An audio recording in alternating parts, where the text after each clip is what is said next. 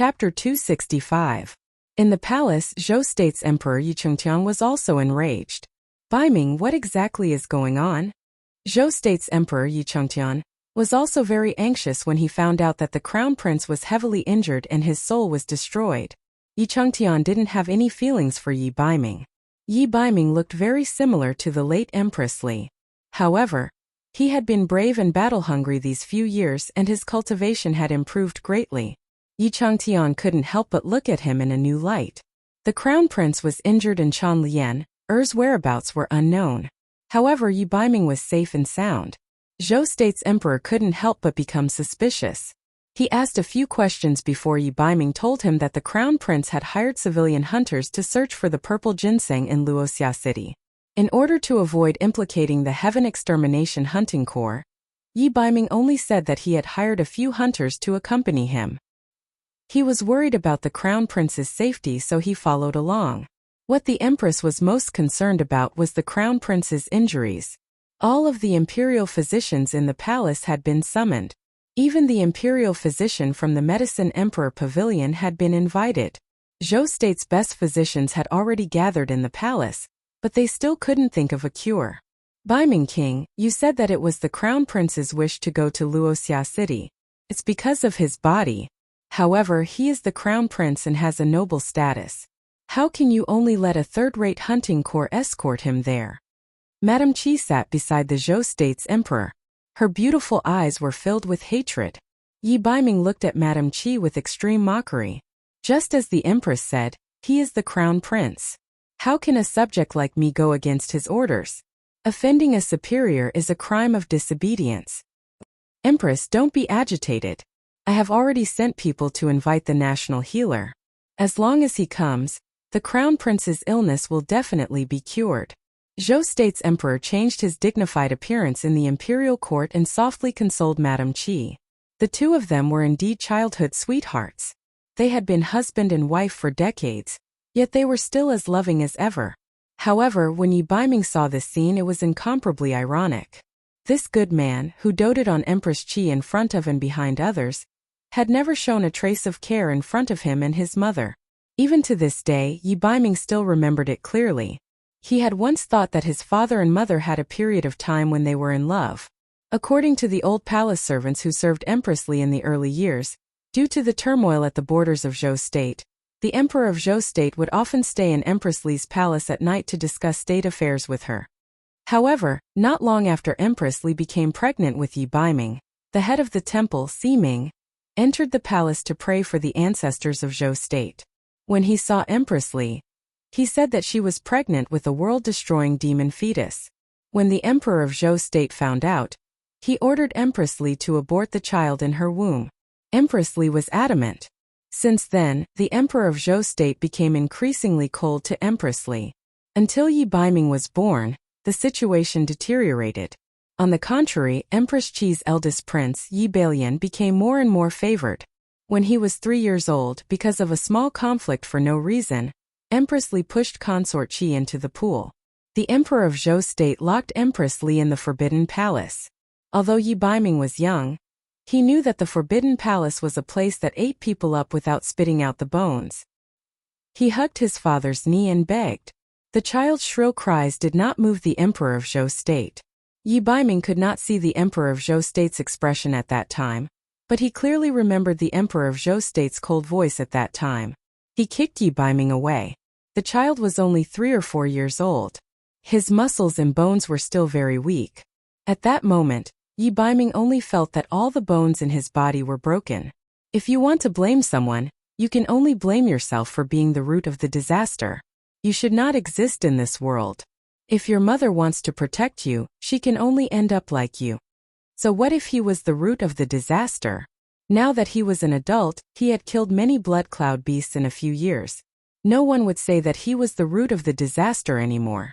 The people accompanying the crown prince had already told the emperor of Zhou State about what happened. After learning that this matter was related to the summoners of Peng Lai, Empress Qi could not do anything to Yi Biming. Just as Empress Qi was about to cry, someone came to report, Xia Wenshu and Xia Siming of the Dharma Temple have come to visit. Hearing that it was someone from the Dharma Temple, Empress Qi's worry turned to joy. The Dharma Temple. The heavens are really protecting my son. It's someone from the Dharma Temple. Quickly invite him in. As if she had seen a life-saving straw, Empress Qi's expression suddenly turned bright. They did not find the elixir purple ginseng on this trip, which meant that the crown prince was probably doomed. However, if the Dharma Temple was willing to help, then it would be a different story. Legend had it that the magic of the Dharma Temple could bring the dead back to life.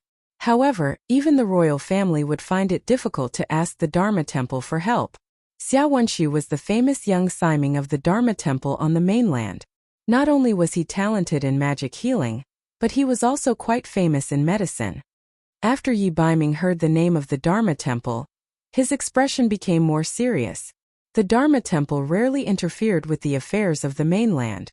This time Xia Wenxu would definitely not be so simple. Xia Wenxu of the Dharma Temple is here to visit under the orders of my master. A voice that was as gentle as the spring breeze sounded, instantly dispersing the anxious atmosphere in the imperial palace of Zhou State. It was as if a ray of sunlight had suddenly entered a corner shrouded in yin energy. Wearing a white magic robe, Xia Wenxu slowly walked into the palace accompanied by 2 children from the Dharma Temple. This was the first time Yi Baiming saw Xia Wenxu. Actually, this was not the first time Yi Baiming had seen Xia Wenxu. However, he was still blind at the time and did not notice Xia Wenxu. Just as the rumors said, the young Siming of the Dharma Temple was a person of destiny. He was young and wise, and his aura was like that of a banished immortal. Now that he saw him today, he indeed lived up to his reputation. It was rumored that he was already a sky sorcerer in the sky realm. However, there was not the slightest trace of magic around him. He had truly reached the realm of being able to control and release magic at will. The people of the Dharma Temple did not need to bow to the Empress. Xia Wenxu did not kneel. He only nodded indifferently at the Empress. You must be Ji Siming's disciple. Quickly invite him in. My son can be saved. Empress Qi swept away her sadness and straightened her appearance. She immediately led Xia Wenxu into the inner palace.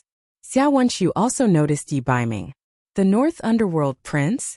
There was a trace of astonishment in his eyes. Zhou State's Lord Baiming. In the past year, he was a fierce general who had risen to fame in the mainland by hunting down and killing blood cloud beasts. He originally thought that this youth who grew up bathed in hatred and blood would definitely have a murderous aura. However, he could not help but raise his eyebrows when he saw him today. Lord Baiming was young and had a handsome appearance. Just by looking at his appearance, it was hard to imagine that this person could kill dozens of blood cloud beasts. Xia Wenxu's gaze shifted downwards. He was most concerned about Yi Baiming's eyes. Even his master could not heal this pair of eyes back then, even with light magic. Xia Siming, please save my brother. Yi Baiming looked up. His gray eyes met his golden eyes. When he saw those eyes, Xia Wenxu only felt his eyebrows twitch. He suddenly had an impulse to see the fate of the man in front of him. Thank you for the tip ending with 756. Fish, you spoiled me. Book Friends Group. 304625216. Turn on the hookup mode. Enter the group slogan. Any character name. Welcome everyone to join the group to support their favorite characters. Chapter 266. Ever since Xia Wenxu was born, he had a special ability. He could predict the future. At first, this ability only worked on people he was familiar with and close to. However, after Xia Wenxu turned 6, this ability became stronger and stronger. As long as he was willing, even simple eye contact could allow him to see through someone's fate. This ability might seem like an opportunity to others, but to Xia Wenxu it was a kind of trouble. At his young age, he had to bear the burden of other people's misfortune and death. This caused him to be trapped in nightmares day and night. In order to prevent him from mentally exhausting himself and collapsing one day, his family reluctantly sent him to the Dharma Temple to be taught by Jiyu, the Dharma Temple's elder judge of Heaven's Eye. Under Jiyu's guidance, Xia Wenxu learned to control this ability. Under certain circumstances, he could only predict someone's fate and future if he was willing. The first person he found that he couldn't see through was Yi Baiming. At that time, Elder Judge of Heaven brought him to the Zhou State Palace to seek luck and avoid disaster for the Zhou State's royal family.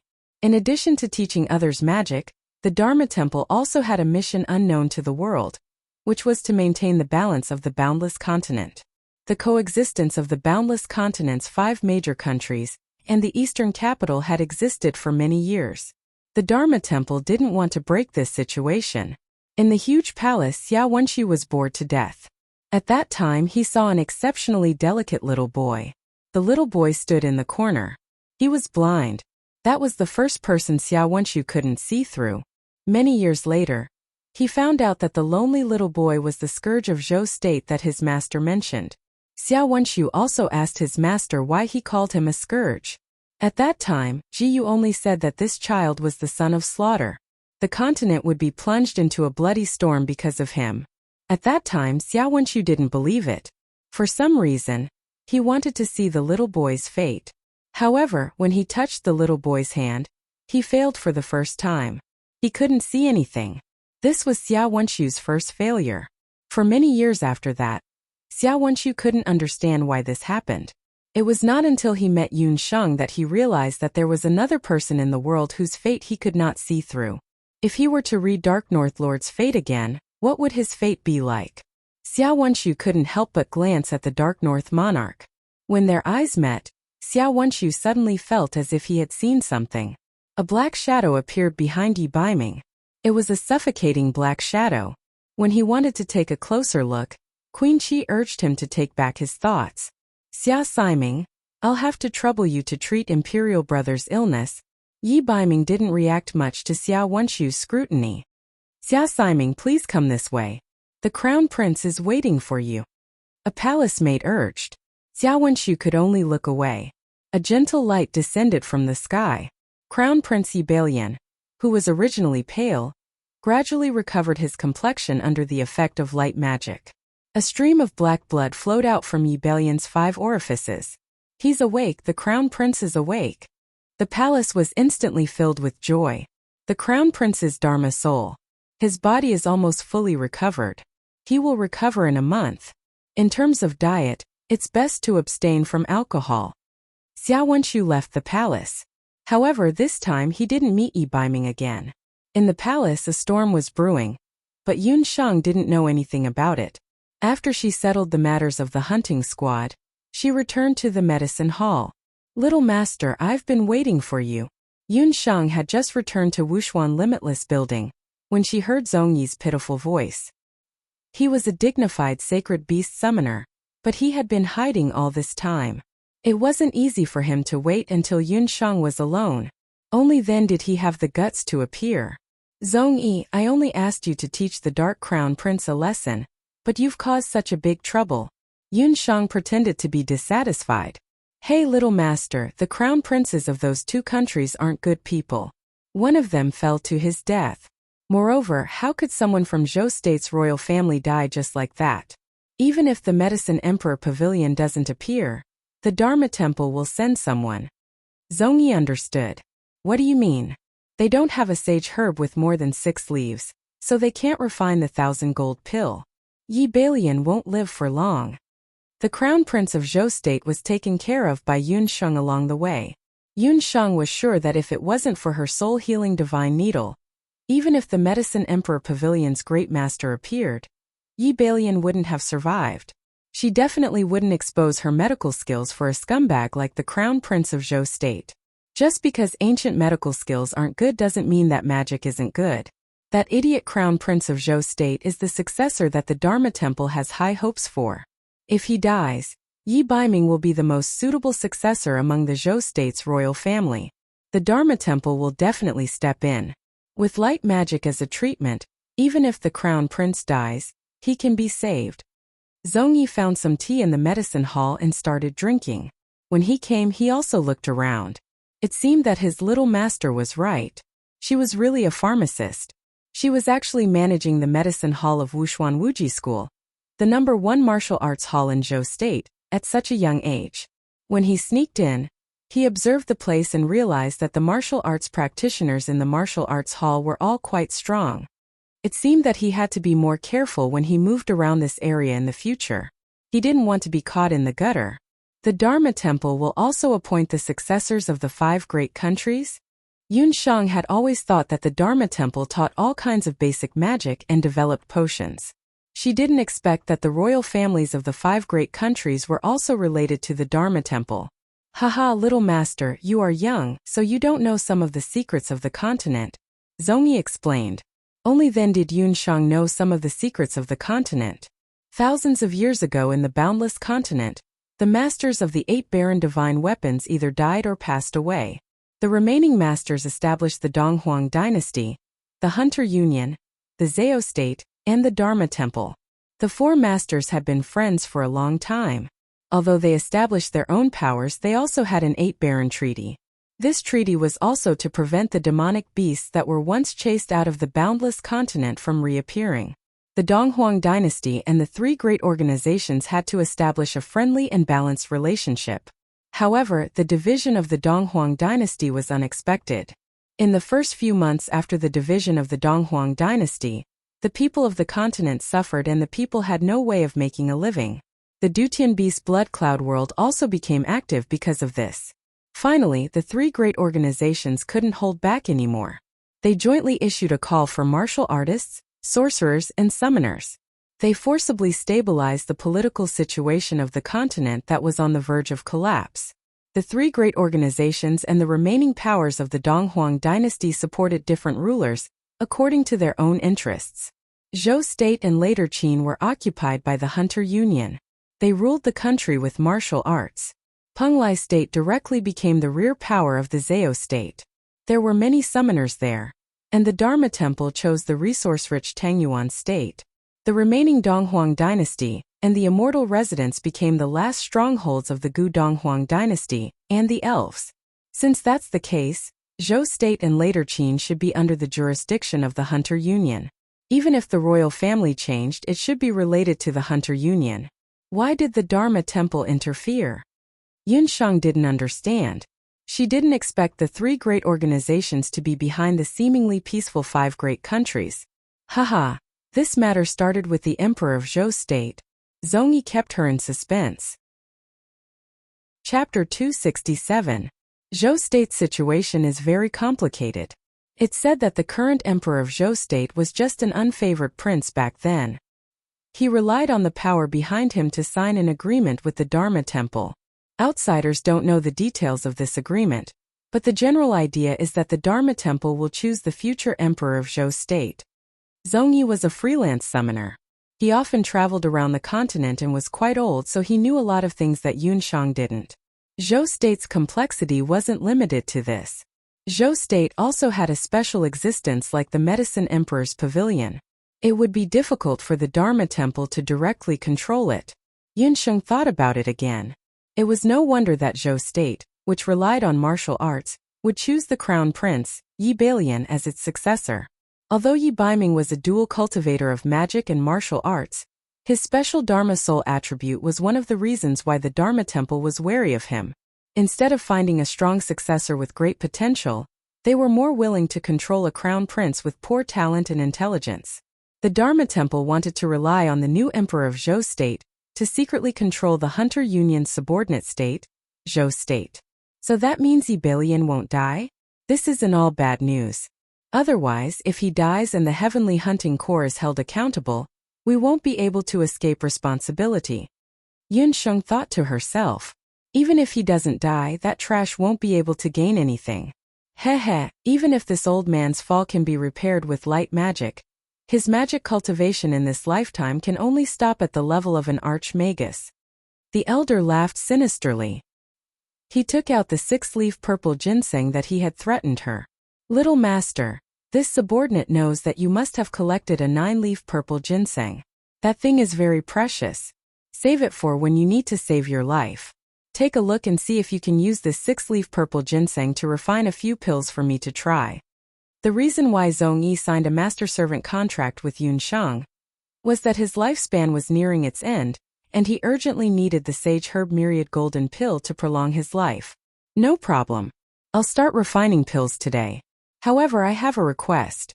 While I'm refining pills, you have to guard me. In the future, you'll be a member of the Heaven Extermination Hunting Corps.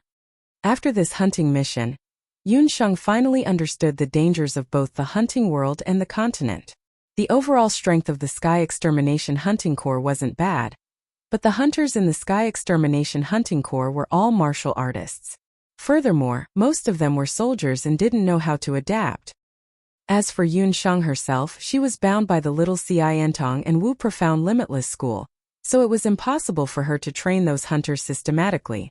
Second uncle's hand still needed to be treated, and the Heaven Hunting Army urgently needed an expert to assist them. Although Zhong's personality was eccentric, under the awe of a master like Emperor Zhao, he wouldn't be disloyal for the time being. The existence of him and his Class 9 Eagle Claw Bat King would instantly raise the Heaven Hunting Corps' level. Yun Sheng even considered letting Zhong Yi oversee the Sky Extermination Hunting Corps in the future. Zhong Yi didn't say anything else and agreed. Yun Sheng immediately went to find Yun Songlong. Yun Songlong already knew from the mouths of a few hunters that Yun Sheng had gone to the Qin nation this time. When he heard the news, he couldn't help but break out in cold sweat for Yun Sheng. This lass was too undisciplined and out of control. That was the later Qin. Lass, did you eat a leopard's guts? That group of brats, Zhou Quan didn't report it. I've already beaten them 20 times. When Yun Songlong saw Yun Sheng, he immediately pulled her in front of him. After carefully looking around, he let out a sigh of relief. Seeing the nervous expression on second uncle's face, Yun Sheng felt a wave of warmth. Second uncle, you shouldn't have punished Zhou Quan and the others. This time they did very well. I went to later Qin to look for the 6-leaf sage ginseng. With it, your hand might be saved. After Yun Sheng finished speaking, she took out the 6-leaf sage ginseng. She planned to use the 6-leaf sage ginseng from the Luoxia city lord's residence to practice. After all, the 6-leaf sage ginseng that had undergone a lightning tribulation was too precious. It could be said that she had exchanged her life for it. You did it to look for the 6-leaf sage ginseng to treat second uncle's illness. Silly child, it's fine if you don't treat second uncle's hand. If anything happens to you, how am I going to explain it to big brother? Yun Songlong had mixed feelings. Second uncle, since I'm going to start refining pills today, you should go into seclusion with me in the medicine hall. The effects of the pills are the best when they're refined. I've asked Kair to come with me. I want to use the Dihong song to treat you together. Yun Sheng had already ordered Zhong Yi to protect her in the dark. She had also asked the deputy curator to take care of the Heaven Extermination Hunting Unit for the time being. Thus, the uncle and niece began their seclusion in the medicine hall. In the blink of an eye, 3 days had passed. On the roof of the medicine hall, Zhong Yi was bored stiff as he looked around with his Bat King. He was in charge of keeping watch for Yun Sheng, who was refining pills. At this moment, Zhong Yi felt a faint light flickering on the roof. The light on the roof was getting stronger and stronger. Zhong Yi was initially nonchalant, but the light was so blinding that he almost couldn't open his eyes. He took a closer look and realized that it was a ray of sunlight. It was only 2 or 3 in the afternoon, and there was still quite a while before sunset. Where did this ray of sunlight come from? And what's going on? Zhong Yi was curious. Old friend, let's go down and take a look. Zhong Yi patted his summoned beast, and the Bat King flapped its wings and flew towards the medicine hall. Who knew that the Bat King would suddenly feel dizzy after taking flight? It retracted its wings and almost fell off the roof. What made the Bat King feel dizzy was a mellow fragrance that was like fine wine. The fragrance was getting stronger and stronger. Zhong Yi recalled the Bat King and carefully observed the ray of purple light. Above the roof, the ray of purple light seemed to be rushing towards the sky. The purple light was formless and incomparably bright. The ray of sunlight hovered above the medicine hall and gradually spread out in all directions. From 1 li to 3 li, it dyed the entire sky above the Wuxia limitless building purple light. Zhong Yi was shocked, but he was a summoner who ran amok in the mainland. After thinking for a while, he recalled that when the ray of purple light appeared, a dense medicinal fragrance also floated out. This must be a sign that the sage herb 10,000 gold pill is about to be refined. Little Master has indeed succeeded. Such a strange scene must be at least a sage-grade pill. Only then did Zhong Yi know that after 3 days of refining pills, Yun Sheng had finally refined the sage herb 10,000 gold pill. It was rumored that whenever a sage-grade pill appeared, the auspicious sign of the pill would appear. This ray of purple light should be a sign that the sage herb 10,000 gold pill was about to be refined. That ray of purple light soared into the sky and spread out for several li. Such a phenomenon immediately alarmed some people in the Jade capital. It was especially so when several physicians in the Medicine Emperor Pavilion saw the ray of purple pill clouds. They all abandoned the patients and pills on hand and gathered together to discuss the ray of purple light. There are still 2 more chapters to be published at 2 or 3 in the afternoon. I'm feeling a little uncomfortable. Sorry. Chapter 268. Inside the little Ci Intong. Dr. Fan looked at the purple light with excitement in his heart.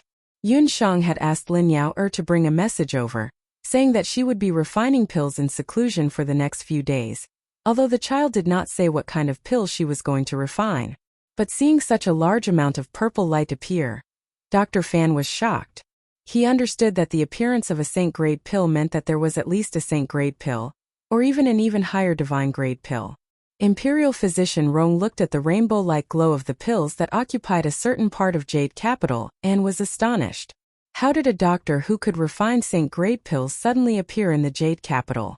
Among the pills, the light was divided into several types. Among them, the blue light was the primary grade medicine, the light of the middle grade medicine was orange, and the high grade medicine was red. Only saint-grade pills would be purple in color. Yao Rong was shocked. It was not that she could not refine saint-grade pills, but to be able to cause such a large scale of purple light, the quality of the saint-grade pills must be high. Perhaps only her master, Lord Wen de Guoshuo, who had already retired, could refine such a saint-grade pill. But looking at the direction of the purple light, it was clearly in the direction of Wuxia Limitless School. Earlier, when the Zhang father and son escaped to the Medicine Emperor Pavilion, the Medicine Emperor Pavilion had severely reprimanded the people of the martial arts school who came to ask for them. Because of this, Wuxia Limitless School and the Medicine Emperor Pavilion became hostile. It was said that they had already hired a new doctor. It was very likely that the purple mist was refined by that doctor.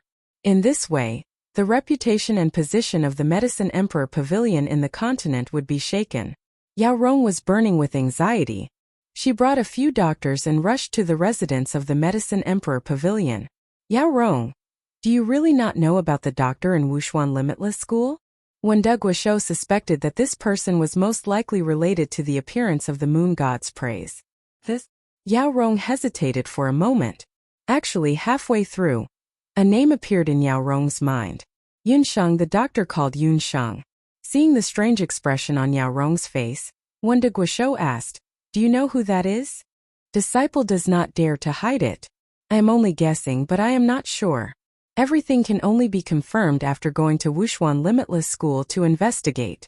I suspect that the one who refined the saint-grade pill is most likely the herbalist that Fan Ji brought to the Medicine Emperor Pavilion to participate in the examination.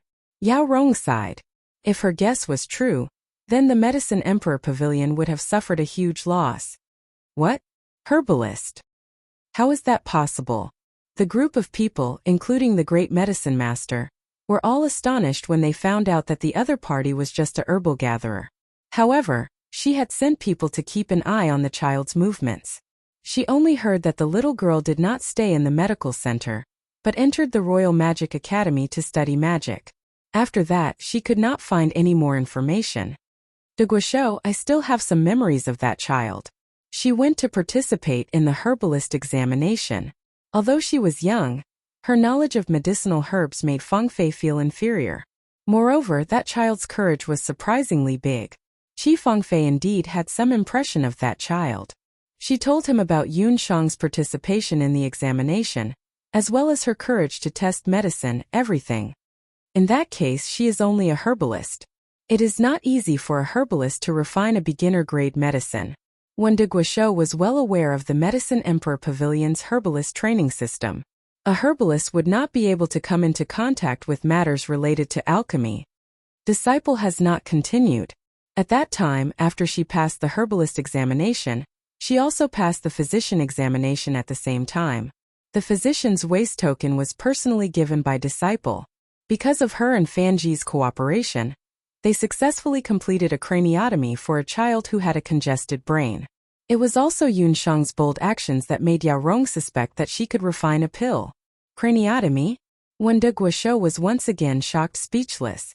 A 6 or 7-year-old child actually completed such a difficult surgery. Normal children at this age would be scared by the sight of blood.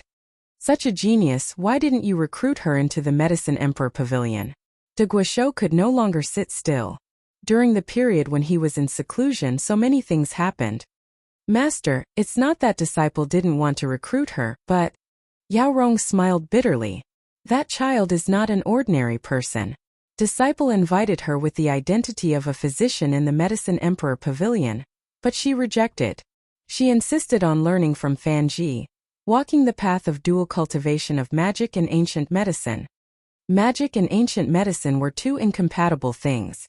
Fan Ji was expelled from the Medicine Emperor Pavilion because of this. When Yun Shang said those words, Yao Rong only thought that she was young and ignorant. But today, it seemed that the child really relied on her own strength to walk a different path of medicine. Haha, dual cultivation of magic and ancient medicine? If there's really such a child, even this old man would be interested to take a look. Ji Yu and Xiao Wenxu walked out from De Guizhou's residence. The master and disciple had been in the Jade Capital for quite some time. After the Crown Prince's magic soul was restored, his body still needed to be nursed back to health. Ji Yu had also heard that there was a small Ci Intong in the Jade Capital.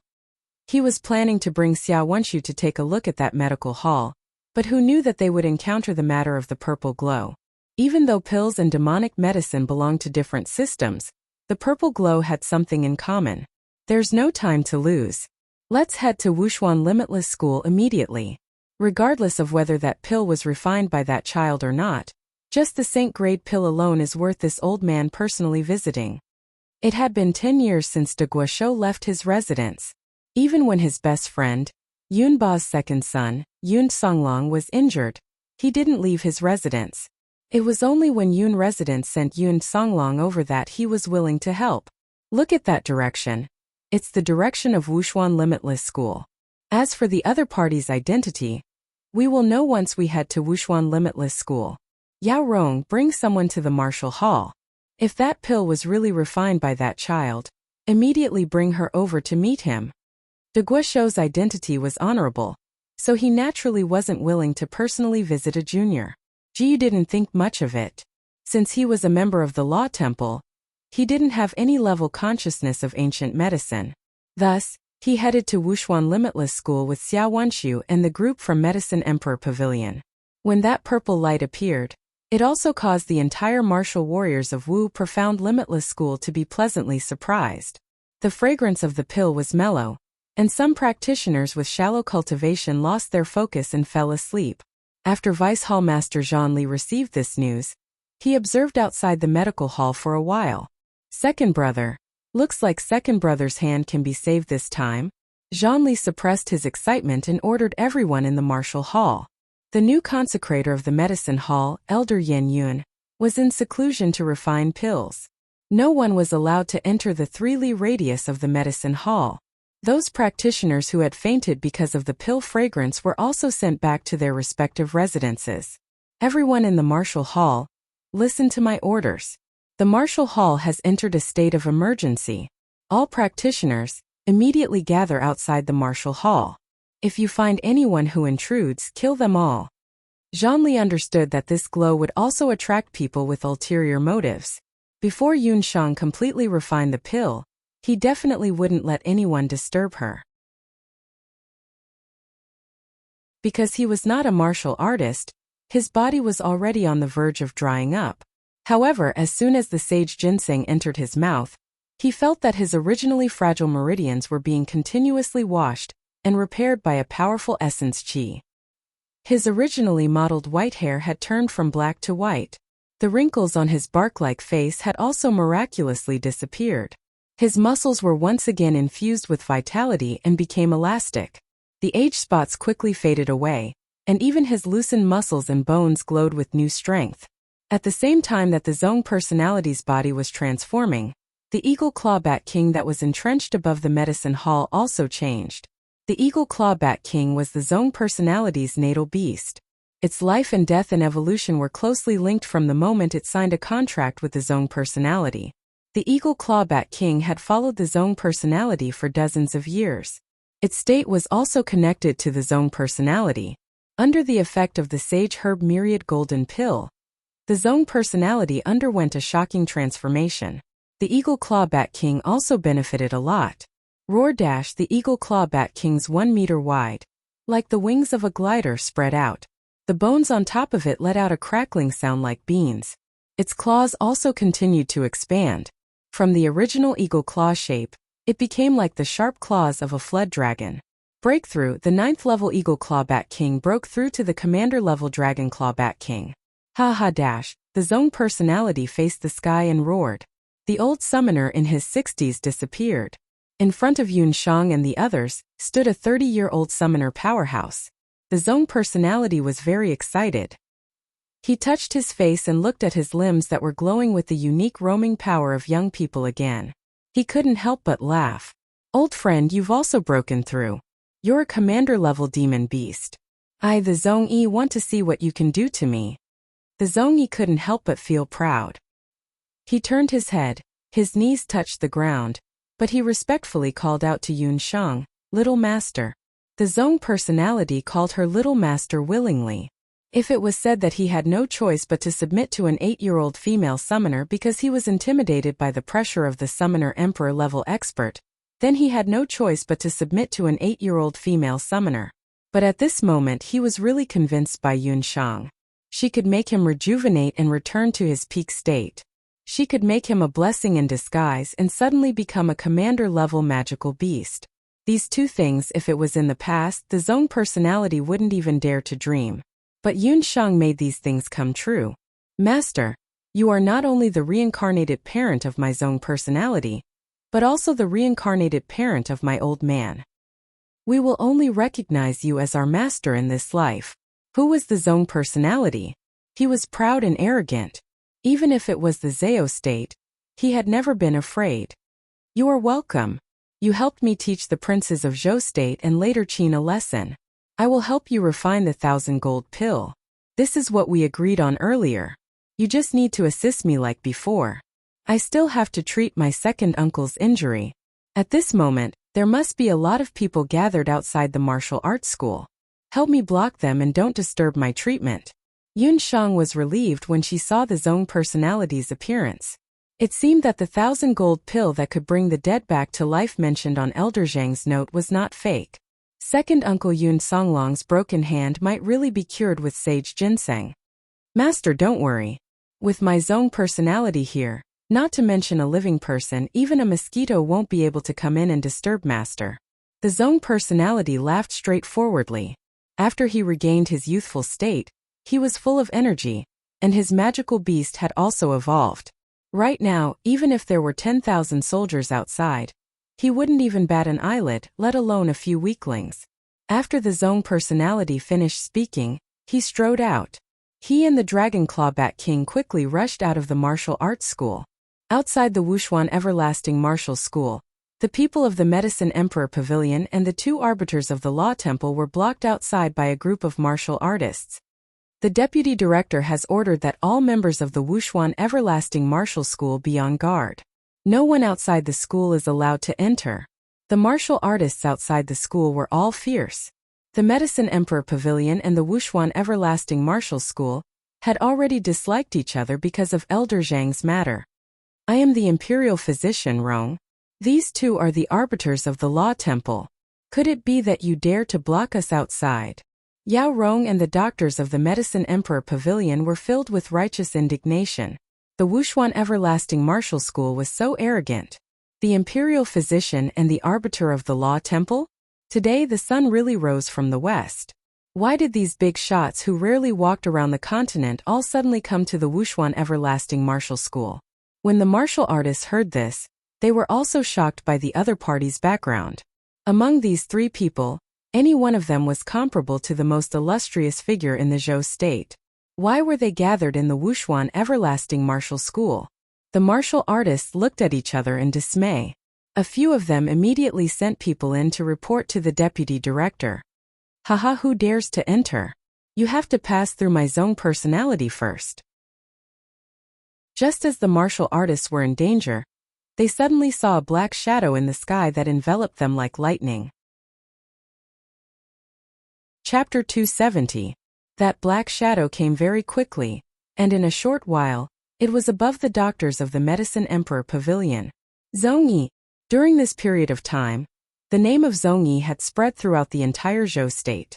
The news of a sacred beast summoner called Zhongyi seriously injuring the crown prince of Zhou state and insulting the crown prince of Later Qin had already spread throughout several large countries. Later Qin state even issued a wanted order to kill Zhongyi. Who would have thought that he was actually hiding in Zhou state? Later Qin's wanted order stated that Zhongyi was a sacred beast summoner. His magical beast was a rare eagle claw bat king. This person's temperament was erratic and temperamental. He was not to be trifled with. Everyone raised their heads and saw a gigantic bat king in the sky. There was a man sitting on Bat King's back. Not to mention the man, just the bat under him. Look at the Bat King's feet. Everyone's gaze fell on the Bat King's feet. Dragon Claw Bat. That's a commander-level mutated magical beast.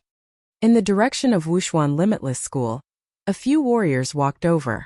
They were the deputy head of the school, who was dressed in martial arts attire, Yi Baiming, Changbai, and Bu Jiuxiao.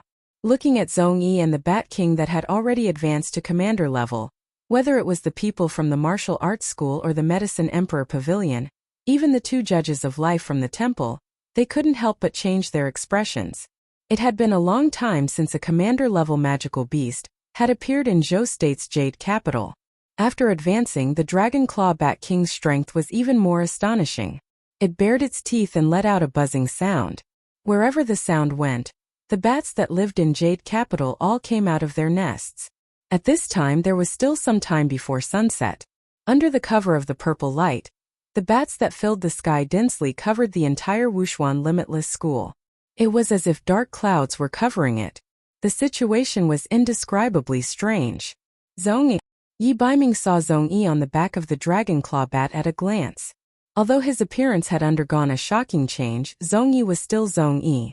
It had only been half a month, but an old man who looked like he was in his 70s had returned to his prime. Yi Baiming was certain that it was not magic. Could it be? He thought of the purple glow in the dojo and the direction the Zhong persona had come from. Yi Baiming suddenly understood. Little wild cat. It seemed that the Zhong persona's rejuvenation must have something to do with Yun Shang. Zhongyi, how dare you barge into Wuxia Limitless School alone? Since he didn't know his fighting strength, he thought that Zhongyi was here to cause trouble. Haha, I say big guy, don't try to offend the Dragon King Temple. This old man is not here to offend your martial arts school. We are on the same side. This bunch of people from the Medicine Emperor Pavilion and Dharma Temple are making a racket outside, disturbing our little master from concocting pills. The Zhong elder rolled his eyes at the group of physicians from the Medicine Emperor Pavilion as well as Ji Yu and the rest. Little master? Battle Force was shocked. The person who could control a sacred beast summoner was actually someone from Wuxia Limitless School? She is the guest elder of your Wuxia Limitless School, Miracle Dr. Yun. She is my little master. Let me tell you, while this old man is in a good mood today, you should leave as far as possible. Don't hinder my master from treating her second uncle's hand. If there is a delay, none of you will be able to compensate. The Zhong elder patted the head of the Dragon Claw Bat King with a sinister expression. It immediately released a sharp sound wave from its mouth. With a bang, the sound wave hit the group of people from the Medicine Emperor Pavilion. Everyone stepped back. Xiao Wenqi waved the magic scepter in his hand, and the second magic soul stone on the scepter suddenly lit up. A magic shield blocked the sound wave attack. The light magic and the sound wave collided. Both of them dissipated at the same time. The people from the Medicine Emperor Pavilion were shocked. The Zhong elder who was sitting on the back of the Dragon Claw Bat King raised his eyebrows and laughed. I didn't expect that there would be such an expert in the Dharma Temple. Let's have a competition. Hold on. Yao Rong walked out, her expression somewhat agitated.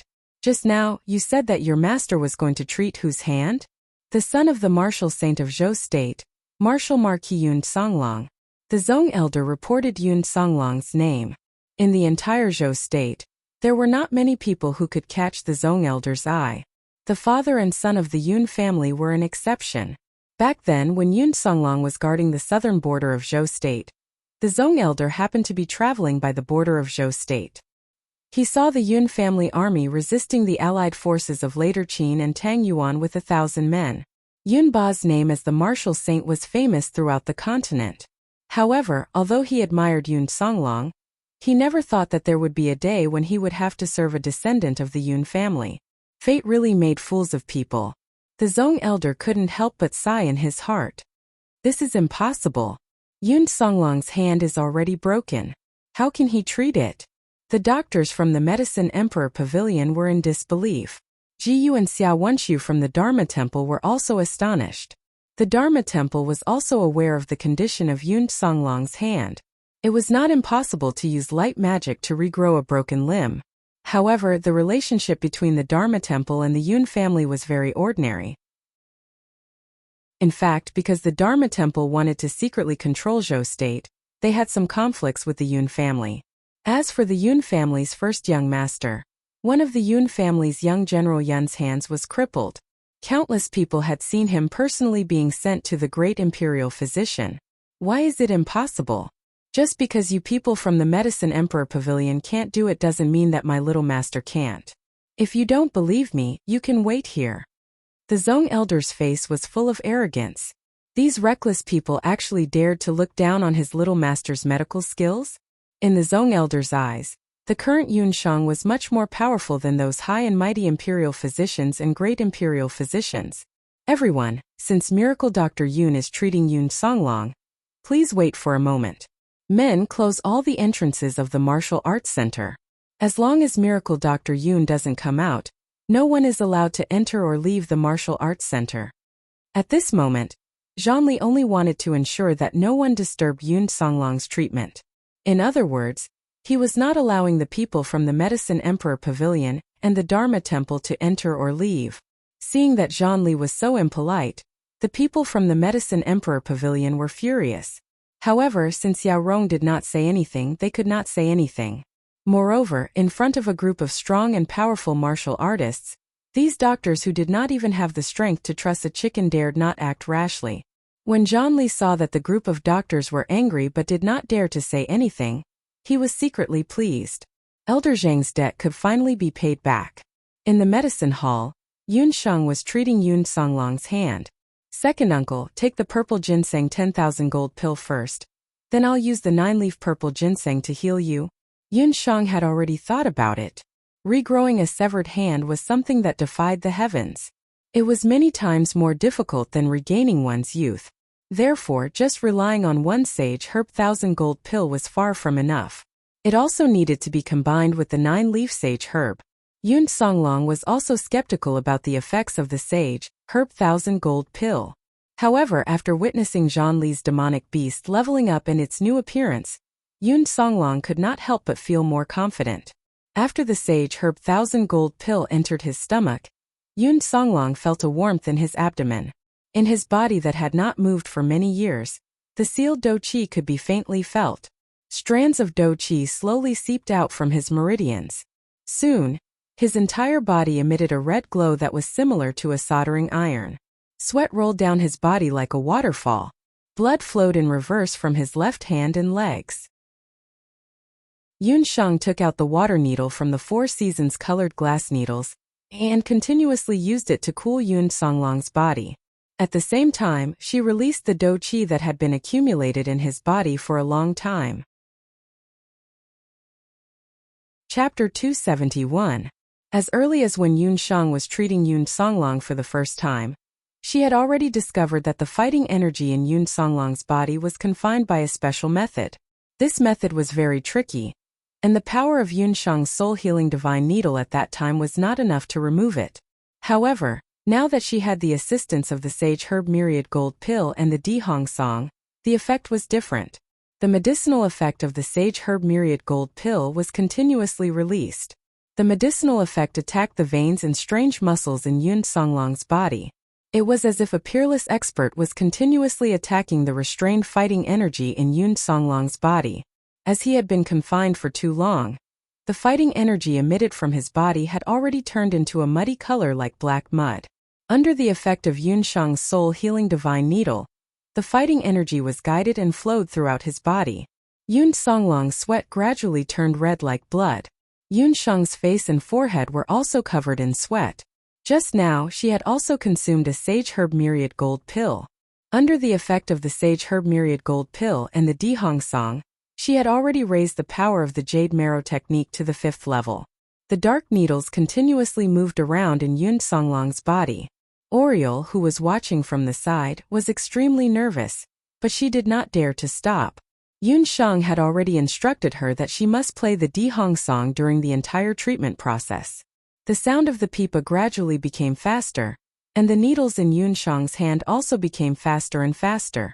Trillium hand doubled, tripled, and finally reached 10 times the usual rate. Oriole could not see the shadow of Yunshang's hand clearly at all. She could only see the shadows of the needles. It's time. Yunshang frowned and immediately took out the 9-leaf sage herb that she had obtained from the Wuxia wetland earlier. The 9-leaf sage herb had already shed its original appearance after going through the lightning tribulation. The sage herb, which was known as the divine herb, now looked like a newly grown white radish, white and tender. The richest spiritual energy of heaven and earth flowed in its body.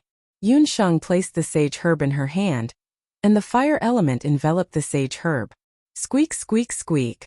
Upon contact with the fire element, the spiritual 9-leaf sage herb let out a pitiful squeak. However, Yunshang turned a deaf ear to it. Within the flames, the sage herb turned into an invisible spiritual ore. Yun immediately covered Yun Songlong's severed right hand with the spiritual liquid. The moment the spiritual liquid touched Yun Songlong's severed hand, Yun Songlong's expression changed. A strange feeling emerged from the bottom of his heart. He felt his right hand, which had been lost for a very long time. At the fracture, he felt an itch. Following that, something similar to granulation appeared. As time passed, the granulation grew longer and larger, transforming from its initial appearance into the shape of a hand. Flesh's Songlong's muscles. Felt like a century had passed, but it also felt like an instant. Yun Songlong's right hand was finally back. Even after his right hand had completely grown back, Yun Songlong still stared at his right hand in disbelief. Hand! Yun Songlong was so emotional that he couldn't say anything. His eyes were glistening with tears. He never thought that there would be a day when his hand would return. Second uncle, your hand is back. Not only your hand, the do qi in your body has almost recovered. Yunshang smiled in relief. She had already examined Yun Songlong. His condition was much better than he had imagined. The do qi in Yun Songlong's body hadn't dissipated in the past few years. Instead, he was still able to reach the state of a martial marquis. Yun Songlong couldn't help but move his hand. He punched the wall of the medicine hall. A fist mark several inches deep appeared on the wall. Ha! Yun Songlong couldn't help but be excited. He hugged Yunshang and laughed loudly. As he laughed, tears rolled down his cheeks. 8 years. A whole 8 years. Yun Songlong still had a day when he could recover. This was all thanks to his niece, Yunshang. For this treatment, Yunshang was already exhausted. Seeing that Yun Songlong, who hadn't laughed for a long time, had recovered, she couldn't help but feel gratified. Second uncle, the do qi in your body will recover to its original state after you adjust your breathing for a while. Looking at the condition of your body right now, it's not the slightest bit inferior to a fierce general on the battlefield. At the same time that Yunshang was happy, she secretly thought in her heart, I wonder if the sage herb 10,000 gold pill will have any effect if it's given to her father, Yun Songhai. Her second uncle is no longer the fierce general of Zhou State. At least I don't want to be a general anymore. I have also thought about it. In a while, I will go to Zhou State's emperor and officially resign from the position of general. In the future, I will be a hunter with the brothers of the Yun family army. Yun Songlong said seriously, you plan to resign from the position of general? I'm afraid old General Yun won't agree. The Yun family was full of martyrs and had always been the pillars of the country. She didn't expect that the first thing Yun Songlong did after recovering was to resign from his position. You don't need to persuade me. I have already made up my mind. Haven't you always wondered how my hand was injured? The recovery of Yun Songlong's hand not only made up for the regret that had accumulated in his heart for many years, it also made a breakthrough in his mental state. In the past, he was young and frivolous. He wholeheartedly wanted to make a breakthrough in the martial realm and become a fierce general more powerful than his father. Who would have thought that a battle would shatter all of his hopes? Yun Songlong told Yun Sheng about the things that had happened to him in the past. 7 or 8 years ago, Yun Songlong was appointed as Zhou State's youngest general. He and Zhang Li were ordered to go to the southern border of Zhou State to guard the chaotic border.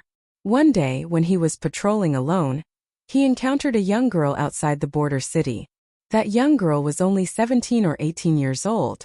She was abnormally beautiful. She was teased by several passing later Qin soldiers. When Yun Songlong saw this, he immediately came to her rescue. That young girl was naturally very grateful. After Yun Songlong sent her back to her residence, the two of them had many private interactions. Yun Songlong liked music, and that young girl was also very good at playing the zither. Unknowingly, the two of them fell in love with each other. Yun Songlong couldn't help but propose to that young girl. Who would have thought that when the young girl heard this, she would be terrified and uneasy? She rejected Yun Songlong's proposal on the spot. After that day, the young girl refused to see Yun Songlong again. At first, Yun Songlong didn't give up. Every evening, he would go to the young girl's door and play music. This was also a special way of communicating with the young girl for many days. Although the young girl closed her door and didn't see him, when she heard Yun Songlong's flute, she couldn't help but play in response. The two of them spent half a year like this. Until one night, Yun Songlong arrived at the young girl's residence 2 hours late because he was busy with military affairs. However, he found that the young girl was already gone. Chapter 272. At that time, Yun Songlong searched the entire city like a madman, but he never found a trace of the girl. In his grief, Yun Songlong bought the house where the girl lived. Every few days, he would play the flute in front of the house, hoping that the girl would return one day. One day, when he returned to the house, he found a young man with a gloomy expression waiting for him. That man claimed to be the girl's fiancé, and that he had been engaged to the girl since they were young. He told Yun Songlong not to get involved with the girl. It turned out that the girl was the daughter of a clan from the mainland's hidden city, Grand Emperor City, Yuan Shahua. Only then did Yun Songlong realize that the identity and name the girl had told him were fake.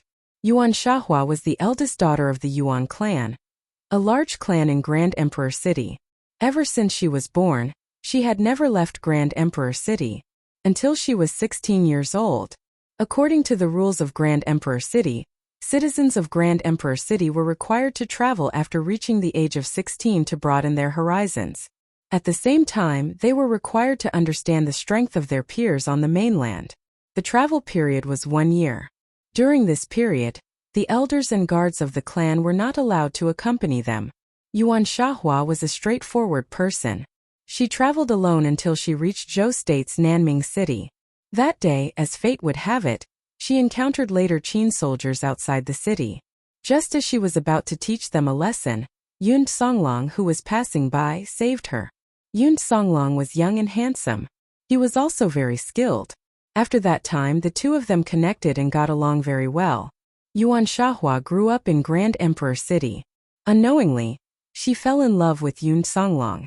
Until the 1-year travel period was almost up, Yuan Shahua received orders from Grand Emperor City to return to Grand Emperor City. It was only then that Yuan Shahua realized that she could no longer leave Yun Songlong's side. It was also at that time that Yun Songlong realized what was on his mind. He took the initiative to propose to Yuan Shahua. When she learned of Yun Songlong's feelings, Yuan Shahua was overjoyed. However, at the same time she was heartbroken, because she knew that as the daughter of a clan in Grand Emperor City, she had already been engaged to someone in the city. Yuan Shahua naturally knew of Grand Emperor City's methods. In order not to implicate Yun Songlong, she could only suppress the love in her heart and angrily rebuke Yun Songlong. However, Yun Songlong did not give up. He would come to look for Yuan Shahua every evening. It was only when Yuan Shahua was forced to leave Border City under the urging of her family that they finally gave up. After Yuan Shahua returned to Grand Emperor City, her longing for Yun Songlong grew stronger by the day. She would hug her zither and cry every day, and her health was getting worse and worse. This made Yuan Shahua's mother feel very strange. Unable to withstand the repeated persuasion of her family members, she finally told them what had happened. She even begged her family to cancel her engagement with the city lord's son. After hearing this news, her fiancé, the eldest son of the city lord of Grand Emperor City, Xian Wuji, was furious. He used the power of Grand Emperor City to quickly find out that the man who seduced his fiancée was the son of the martial saint of Zhou State, Yun Songlong. After Yun Songlong found out about the girl's identity, he finally understood why the girl was unwilling to accept his proposal. In the face of the overbearing son of the Grand Emperor City's city lord, Yun Songlong did not back down at all after learning the truth. He even declared that he would not give up on Yuan Shahua. However, Xian Wuji only snorted and warned Yun Songlong that he would regret it one day. At the time, Yun Songlong did not take the other party's threat to heart. At the time, Yun Songlong was still too young. He did not know that although Grand Emperor City was a hidden place, it had the unimaginable strength of Qinghai University. After that day, the originally peaceful southern part of the Great Zhou dynasty suddenly became turbulent because of the discovery of a mine. Later, Qin and Tang Yuan formed an alliance. The two countries clashed with Zhou State's army in order to compete for the precious mine resources at the border.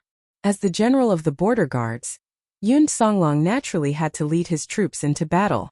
In the first few battles, Zhou State's army won a complete victory. However, in the last few battles, the situation took a turn for the worse. Zhou State's army's troops transporting supplies were ambushed many times. Unable to deliver the supplies, the army's morale was in disarray. Not only that, but later Qin and Tang Yuan's allied army also went all the way and defeated Zhou State's army. The situation was completely different from the two countries' armies that had been defeated earlier. Zhou State's spies asked around and found out that a new strategist had joined later Qin and Tang Yuan's army. That strategist was said to be from Grand Emperor City. Only then did Yun Songlong know that Xian Wuji had already made his move. He wanted to use this battle to defeat Yun Songlong and ruin his reputation in Zhou State's imperial court. After hearing this news, Yun Songlong did not want to fight for a long time. He studied the situation at the border with his combat forces and prepared to retreat to a city with sufficient supplies to wait for reinforcements. However, right at that moment, Yun Songlong unexpectedly received a letter. The letter was from Yuan Shahua. In the letter, she stated that she had escaped from Grand Emperor City. She was now in a border city and hoped that Yun Songlong could go and meet her. She was determined to abandon her family and everything to marry Yun Songlong. Knowing that the person he loved was close at hand, Yun Songlong could not help but be moved. He ignored combat forces' obstruction and personally rushed to the border city. Combat forces was worried about his safety and chose 1,000 Yun family elites to secretly protect him. The border city was also the place where Yun Songlong and the girl first met. There were more than 10,000 innocent civilians in the city. However, when Yun Songlong arrived, he found that Yuan Shahua was not in the city at all. Instead, the border city had been surrounded by later Qin and Tang Yuan. The way forward was unclear and the way back was cut off. The city was in imminent danger. Only then did Yun Songlong come to his senses. He had been tricked by Xian Wuji and Yuan Shahua. He could not bear to see the innocent civilians implicated by him. He quietly evacuated the civilians in the city, causing him and the Yun family army to miss the best time to break out. When he recalled the past, Yun Songlong felt a moment of sadness. The matter of Yuan Shahua had always been a knot in his heart. Back then, combat forces had concealed the fact that Yun Songlong had secretly left the army in order to protect his reputation. However, Yun Songlong knew very well that so many of his brothers in the Yun family army had died for him. There was a rumor that someone had been playing the zither outside Southern Sea City for 3 days and 3 nights during the battle. Was it talking about Yuan Shahua? Since she wanted to use the Dihong song to help you, why would she harm you? Second uncle, there must be something fishy about this. When Yun Sheng heard this, she could not help but interrupt Yun Songlong. Sure, you have to defend her. That letter was indeed written by her. Her handwriting is very special. At the end of the letter, there is her special personal seal. She pretended to write a letter to me and led me to the border city. What is her intention? Yun Songlong's face was already filled with sadness when he said this. Chapter 273. Yuan Shahua's betrayal had caused the deaths of almost all the brothers of the Yun family army. Even after so many years, Yun Songlong had never been able to forgive himself. If he had not trusted her too much, he would not have ended up in such a state. Therefore, Yun Songlong had been living in self-blame all these years and had always been in pain. He hated that Yuan Shahua, but at the same time, he could not forget the friendship between the two of them. It was also because of this that Yun Songlong had been unwilling to talk about marriage for many years after returning to the Jade capital. Yun Songlong had never mentioned these things to outsiders. Even Battle Prowess only vaguely knew that he had once had a lover in the border city. However, Battle Prowess and Yunba both vaguely knew that his lover was from the Grand Emperor city. Under the influence of the Dihong Song, Yun Songlong led less than 1,000 Yun family army soldiers and fought to the last moment without any food reserves in the city. However, just as Yunba was about to arrive with his army, a group of magical beasts with strength no lower than the 6th level appeared outside southern border city. Yun Songlong was even heavily injured by a 9th level magical beast. At that time, the person who injured me was the eldest son of the Grand Emperor city's city lord, Xian Wuji. I did not expect him to be a summoner. As a hidden city, the Grand Emperor city had existed on the continent for even longer than the 5 great nations. Their city had produced many talented people. The eldest son of the city lord was only in his early 20s, but relied on his powerful summoned beast to kill hundreds of Yun family army soldiers. In his anger, Yun Songlong entered the state of beast blood frenzy. However, under the siege of the experts of the Grand Emperor city, one hand was still chopped off and the other was crippled. However, for some reason, the eldest son of the city lord did not dare to kill Yun Songlong. Just as more than half of the Yun family army was dead and Yun Songlong was on the verge of death, the martial saint of Zhou State, Yunba, arrived. The might of a martial saint was earth-shattering. Seeing his second son Yun Songlong in such a state, Yunba was furious. With his own strength, he had killed 300 experts from Grand Emperor City. Even the eldest son of Grand Emperor City's city lord was severely injured in the end. His demonic beast was even torn into 2 by Yunba. At that time, if Marshal Saint Tian Kezi hadn't appeared later Qin and saved the eldest son of Grand Emperor City's city lord, Xian Wuji would have died at Yunba's hands. Only now did Yun Shang realize that her grandfather Yunba was such a powerful person. Tian Kezi stepped forward and finally signed a ceasefire agreement with Zhou State. At the same time, he also guaranteed that Grand Emperor would not harm Yun Songlong again. What a great Grand Emperor city! To actually implicate so many commoners and innocent soldiers for the sake of their own selfishness. What kind of bullshit hidden city is this? Yun Shang was extremely angry when he heard this. The matters between men and women had always been consensual. That son of Grand Emperor City's city lord was so unreasonable that he wanted to kill her second uncle.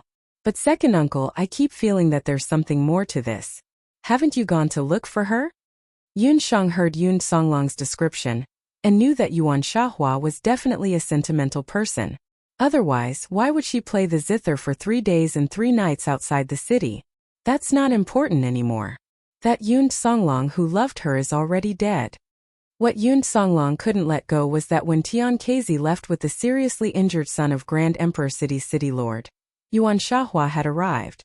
She had only ordered people to send the son of Grand Emperor City's city lord into a carriage. From the beginning to the end, she hadn't even glanced at him. Since then, Yun Songlong had been disheartened and remained silent in the general's residence. In a flash, 8 years had passed. If not for Yun Shang's appearance and curing Yun Songlong's hand, this old matter would have been buried deep in Yun Songlong's heart forever. As the uncle and nephew were talking, second brother, Zhonli had been waiting outside the medicine hall for a long time. When he heard Yun Songlong's laughter, he couldn't help but feel excited. The moment he entered the medicine hall, he saw Yun Songlong. Zhonli took a step forward and stared at Yun Songlong's hand. right hand, his second brother's hand that had been broken for many years now appeared in front of him. His bones, tendons and the dou qi in his body had all been restored. Seeing Zhonli so excited that he couldn't even speak, Yun Songlong went forward and gave Zhonli a bear hug. "Big brother Zhan, my hand is back." This was the first real greeting between the two brothers in many years. Zhonli's eyes couldn't help but moisten. This iron-blooded man had been waiting for this moment for 8 years. "Let's not talk about this first. What's going on outside?" Yun Songlong's dou qi had been restored, and he had reached the cultivation level of a young martial marquis. He had long noticed that there were many people outside. "It's the people from the Medicine Emperor Pavilion." Divine Dr. Yun's refining of the Saint Grade pill caused the purple glow of the pill to attract people from the Medicine Emperor Pavilion. Those people, they couldn't heal your hand themselves, so they said that no one in the world could. What a joke. After Zhonli confirmed that Yun Songlong had recovered, he was in a good mood. He didn't care about the group of doctors buzzing around outside the dojo like flies. He looked at Yun Songlong again. After taking the sage herb 1,000 gold pill, not only had his hand regrown, he also seemed to have become 10 years younger. Right now, Yun Songlong looked like a young man in his early 20s. This made Zhonli extremely jealous. He didn't care about his status as the dojo master and asked with a smile, "Divine Dr. Yun, the effects of your sage herb 1,000 gold pill are not bad. Do you have any more? Can you give me one?" "I'm sorry, Deputy Curator. I only have a total of 6 purple ginseng golden pills, and I still have to save them for future use. If there's a chance in the future, I'll naturally give you one." Yun Sheng found it funny. It seemed that not only women but men were also very interested in things like not aging. It was a pity that her 6-leaf sage herb 1,000 gold pill was limited. The 9-leaf sage herb 1,000 gold pill was all used on Yun Songlong's arm. "Deputy Curator, the people from the Medicine Emperor Pavilion are making a ruckus outside. They must see Divine Dr. Yun." Yi Baiming walked in. When he saw Yun Sheng, his fox-like eyes narrowed and he glanced at Yun Sheng with a smile that wasn't a smile. "Let me go." Yun Songlong glanced at his own niece. Seeing her pale face, he knew that Yun Sheng had overexerted herself and needed to rest. "Then I'll have to trouble second uncle." Yun Sheng was indeed a little tired. She still needed to meditate and digest the medicinal effects of the sage herb 1,000 gold pill in her body. The treatment this time to her had benefited a lot. The three of them walked out of Wuxia Limitless building. When everyone saw Yun Songlong and his right arm, they were also in an uproar. Especially the people from the Medicine Emperor Pavilion, they were all dumbfounded.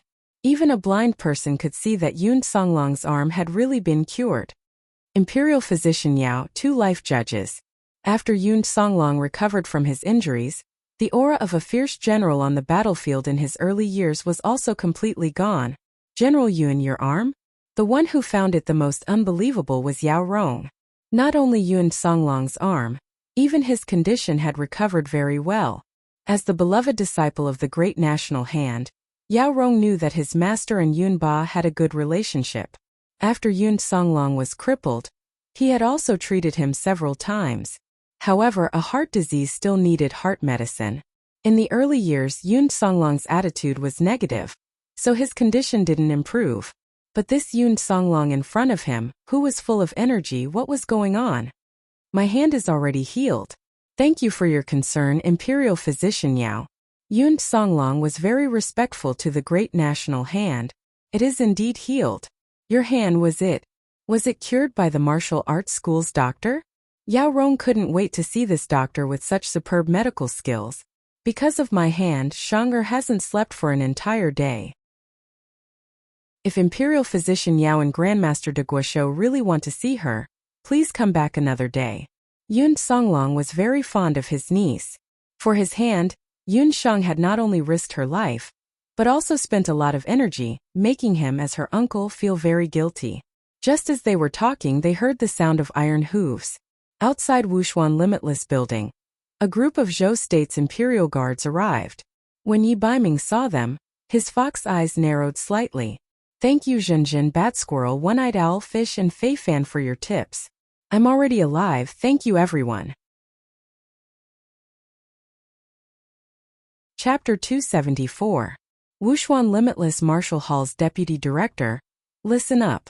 In the name of Zhou State's Emperor, we invite the doctors of your hall to enter the palace. A few military officials came. They looked arrogant and ignored the angry gazes of the martial artists as they prepared to barge in. Who allowed you to barge into the martial hall? Suddenly a thunderous roar was heard. They saw a young general walking out of the martial arts center. When he saw who it was, the Imperial Guard commander was stunned for a moment before taking a closer look. With one look, the Imperial Guard commander shuddered violently. General Yun. He immediately got off his horse and saluted with the rest of the Imperial Guards. Yun Ba was the martial saint of Zhou State. In his early years, he had no less than 100 generals under him. Although the Yun residence had declined over the years, the name of young General Yun was still there. In his early years, Yun Songlong was also a famous general in the army. No need to be so courteous. I will explain to the emperor. Yun Songlong didn't say anything else as he led the Imperial Guards to the palace. General Yun, please wait. Yi Baiming walked forward and whispered in Yun Songlong's ear. After Yun Songlong heard this, he pondered for a moment before nodding his head gratefully. Seeing that things had come to this, the Medicine Emperor Pavilion could only give up and return first. On the other hand, the master and disciple in the temple had different expressions. Master, you suspect that person is the one who refined the moon goddess's praise? Xiao Wenqi was also very curious as to who could refine a saint-rank pill. We will know in a few days whether or not he is. But that Yun Songlong's life. Ji Yu couldn't help but frown. His life is full of ups and downs. He was supposed to die young. Even if he didn't die, he would have lived a mediocre life. But Xiao Wenqi and his disciple looked at each other. This was the first time they had misjudged a person's fate. The crowd outside the Wuxia Limitless Martial Hall also returned to the medicine hall. Master, the people outside have all left. My identity has been exposed. I'm afraid that it will bring you unnecessary trouble. Zhongyi only realized after the fact that he was in Zhou State. He had injured the Crown Prince of Zhou State and was afraid that it would bring unnecessary trouble to Yun Shang. You don't have to worry about this matter. I have my own ways. However, I have something to ask you. Do you know about Grand Emperor City? Yun Songlong had only hurriedly talked about some matters of the Grand Emperor City just now. Yun Shang still did not understand the matters of the continent. After listening to Yun Songlong's explanation, Yun Shang thought that there was something suspicious about the whole thing. Although Second Uncle's hand had recovered, she didn't intend to let off those people who had harmed Second Uncle, and so many innocent Yun family soldiers. Yun Shang thought that Yun Songlong was not someone who would give up so easily. Yun Shang thought that a large part of the reason why Yun Songlong left the Yun residence and became a hunter was because he wanted to leave the Zhou State's army. He didn't want his own matters to implicate the Zhou State or even the Yun residents. One day, as long as his strength allowed it, Yun Songlong would definitely find the people of Grand Emperor City to compete with and take revenge for the brothers of the Yun family army who had been ambushed and killed. Grand Emperor City? Master, you better not provoke a damned place like Grand Emperor City. However, why did you ask me about Grand Emperor City? Logically speaking, if you want to ask about it, you should ask your master. He is the same as the city lord of Grand Emperor City. They are both experts at the level of Emperor Zhao. I believe that they should have some interactions with each other. When Zhongyi heard this, his eyebrows twitched and at the same time, his face was filled with confusion. An expert at the level of Emperor Zhao? Could it be that there was an expert at the level of Emperor Zhao overseeing the Grand Emperor City? My master is an otherworldly expert. Regarding these matters, he has always been unconcerned about them. Or could it be that you, a dignified sacred beast summoner, who has been roaming the continent for dozens of years, don't even know about the matters of Grand Emperor City? Yun Shang still understood the temper of this old subordinate of hers very well. Zhongyi cared a lot about his face. Once he was provoked, he would definitely spill everything he knew like beans from a bamboo tube. Of course I know. Master, don't forget that I have a Bat King magical beast.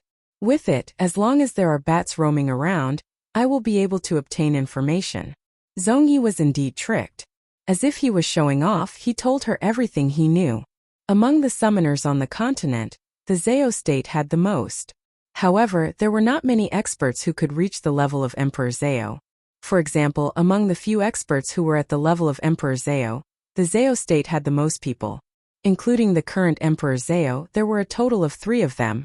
Of course, this did not include those experts who had hidden themselves from the world.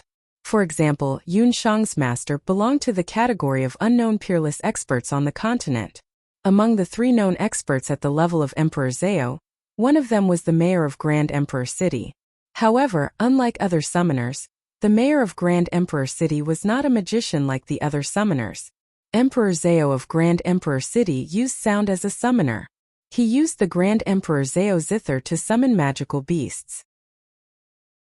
It was said that he was the only person on the continent who could directly use the sound of the zither to summon god-level magical beasts. Zhongyi thought for a moment. "Oh right, master. Speaking of which, when you were treating the patient just now, the little girl at the side seemed to be playing the Dihong song." Zhongyi had also been to Grand Emperor City several decades ago, and was fortunate enough to listen to the Dihong song once. Although the Oriole's skills were not enough and the sound of the zither was not very beautiful, it was indeed similar to the Dihong song's rhythm. In Grand Emperor City, there were 2 noble families, the Xian family and the Yuan family. These 2 families were said to be formed by the relatives of the first mayor and his wife, and the girl whom Yun Songlong had mentioned earlier, who fell in love with him at first sight, was a member of the Yuan family. Although the Xian and Yuan families had their own clans, according to the rules of the first mayor and his wife, every generation of the Xian and Yuan families must have at least 1 man and woman to be married. The husband and wife had to practice the Dihong song together. Only then would they be able to practice the most powerful Dihong song. This rule had been passed down for many generations in Grand Emperor City. When Yun Shang heard him say this, she guessed that Yuan Xiahua was the girl who had been selected from this generation of the Yuan family to practice the Dihong song with the mayor's eldest son. "You mean to use the Dihong song to summon magical beasts?" Yun Shang felt that it was inconceivable when she heard it. She was also a summoner and had always used a summoning array to summon magical beasts. Yes, the Dihong song is divided into 9 parts. It is said that those who can practice it to the highest level can use the Dihong song to summon magical beasts of the divine level. Not only that, the Dihong song has different effects on different people. For example, if a warrior uses it, he can improve his battle energy. But if a magician uses it, he can improve his magical soul.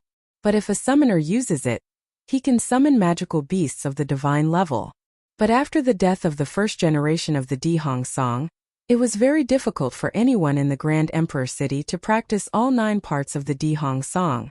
After the age of 6, everyone in Grand Emperor City would be taught the first 3 parts of the Dihong song. Then, when they turned 10 years old, they would undergo the first test of the Dihong song. Only those who passed the test could learn the last few parts of the Dihong song. Yuan Xiahua had once played the last few parts of the Dihong song in front of Yun Songlong. Presumably, she was also a genius of the Xian Yuan family in this area.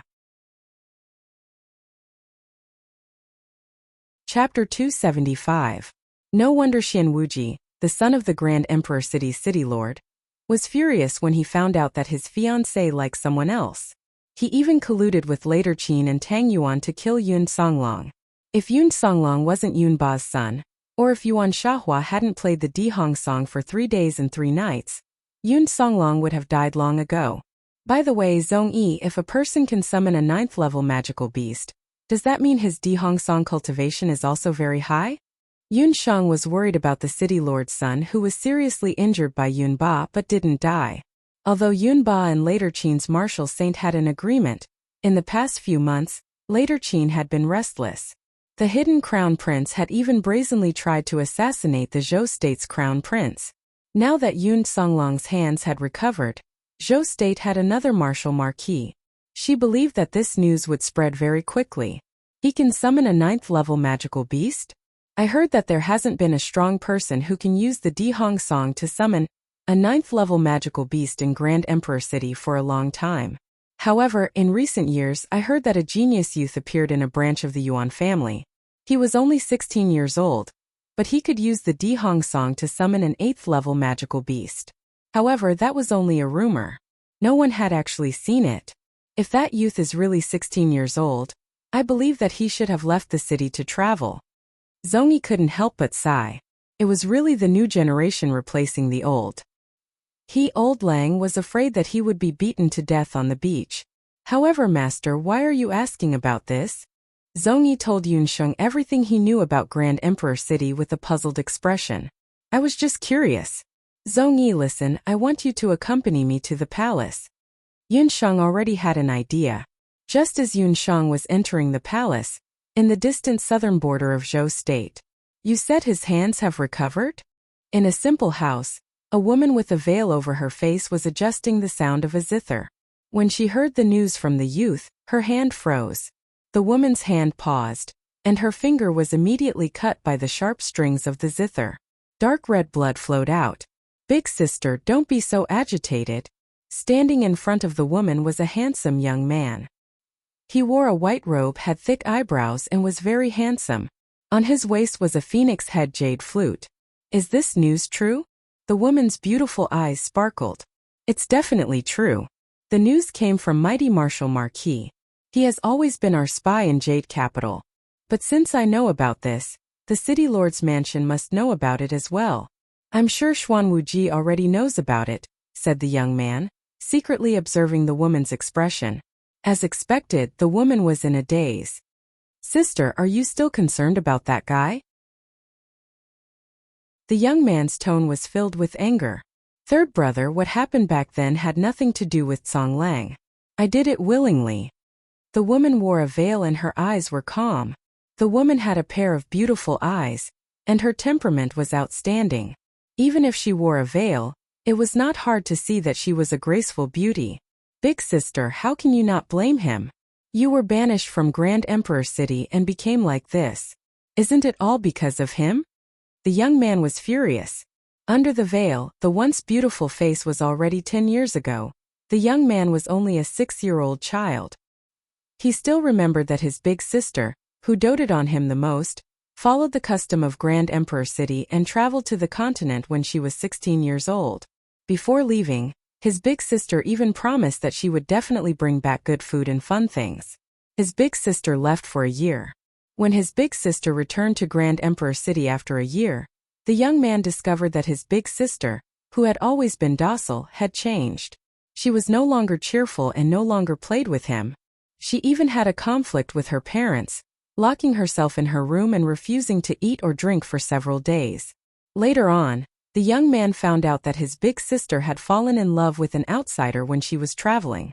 The Yuan clan lived in seclusion in Grand Emperor City and rarely went out.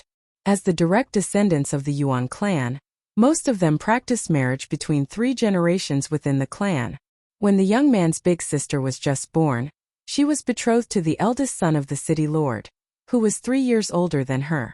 In Yuan Bupo's heart, his big sister had always been a well-behaved person.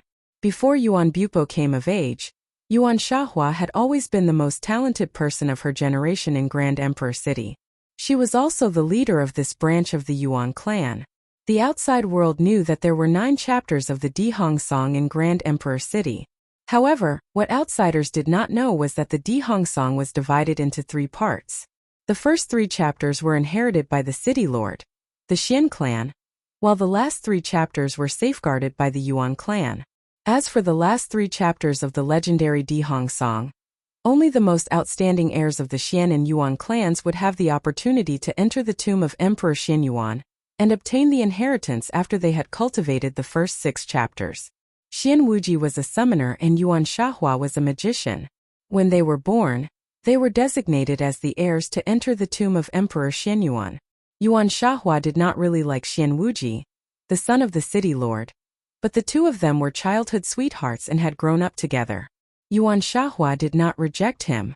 If Yun Songlong had not appeared, Yuan Shahua's life would have been as planned by her clansmen.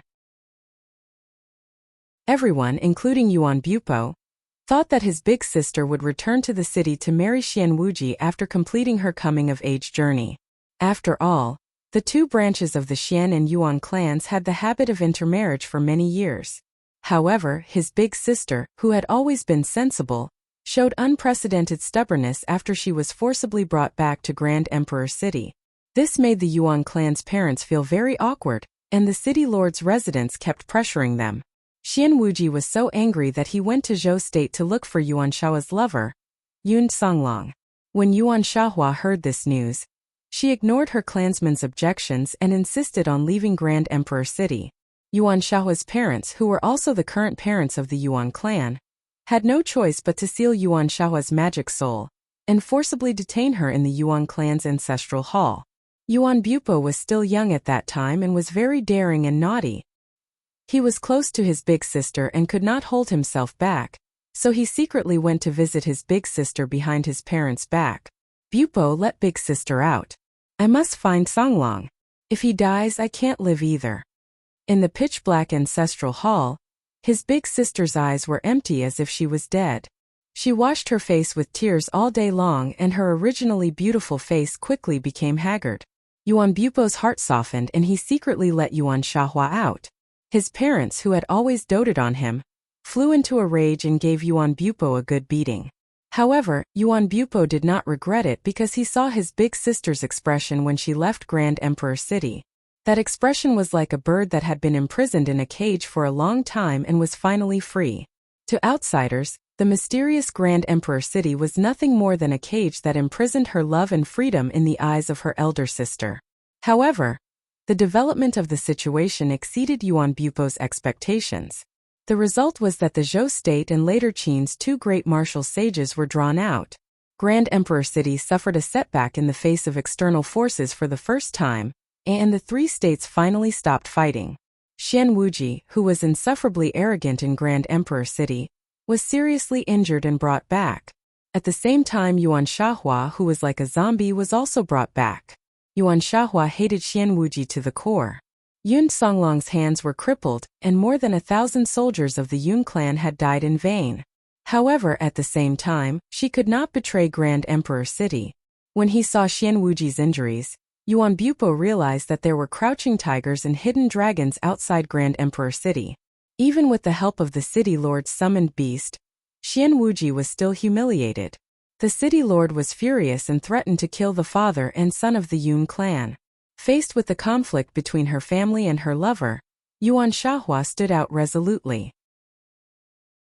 Not only did she personally refuse to marry Xian Wuji in front of the entire city, she even used a sharp sword to destroy her unparalleled beauty.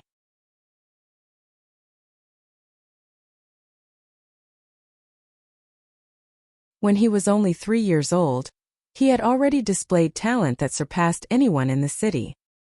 He was also handsome and had long been admired by the young ladies of the clan in the city. It was also because of this that he developed an arrogant and condescending personality, treating women like dirt.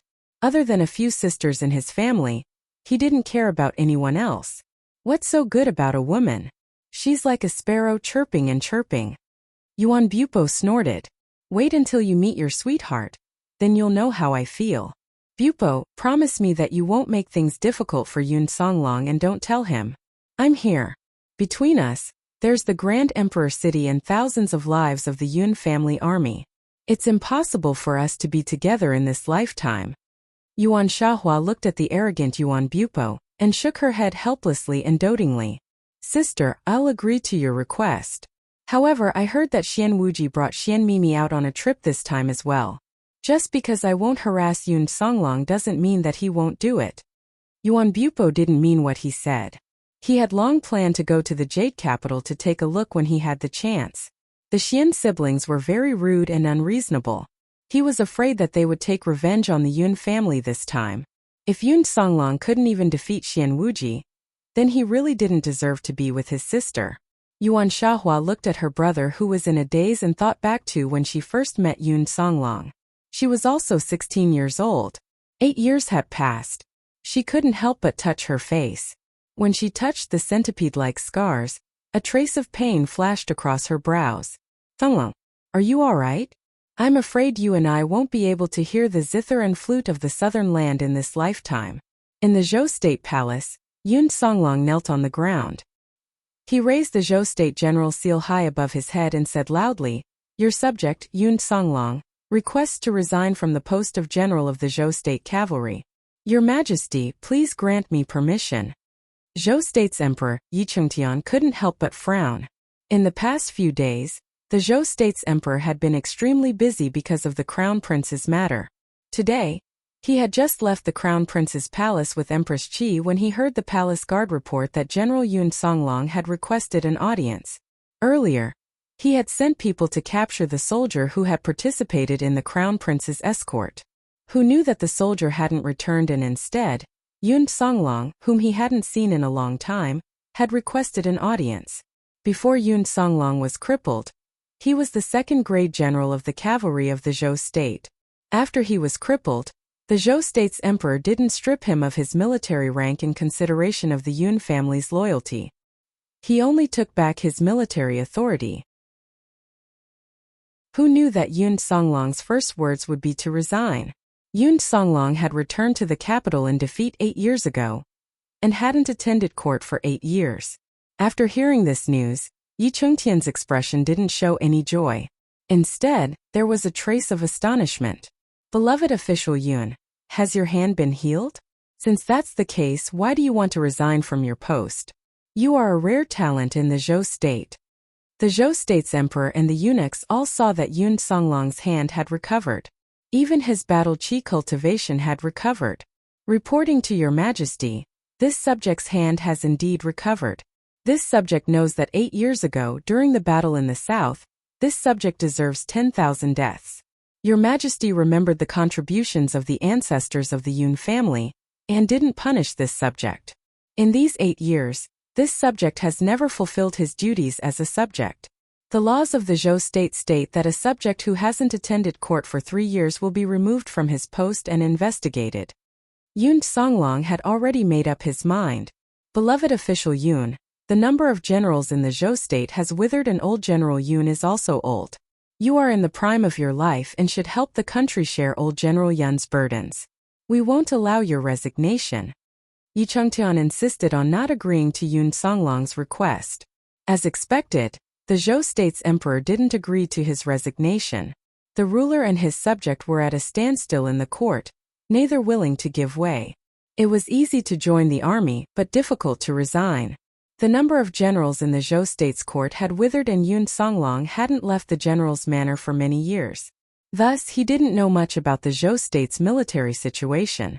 Reporting to your majesty, the vice commander of the Heaven Extermination Hunting Troop, Yan Yun, and the summoner Zong Yi are requesting an audience. When Yi Chengtian heard Zong Yi's name, he was enraged. Are you talking about the summoner Zong Yi that heavily injured the crown prince? What a good Zong Yi! He bullied my Zhou state's court and dared to cause trouble in my Zhou state's palace after injuring my son. Men, no matter what method we use, we must take down this old bastard Zong Yi.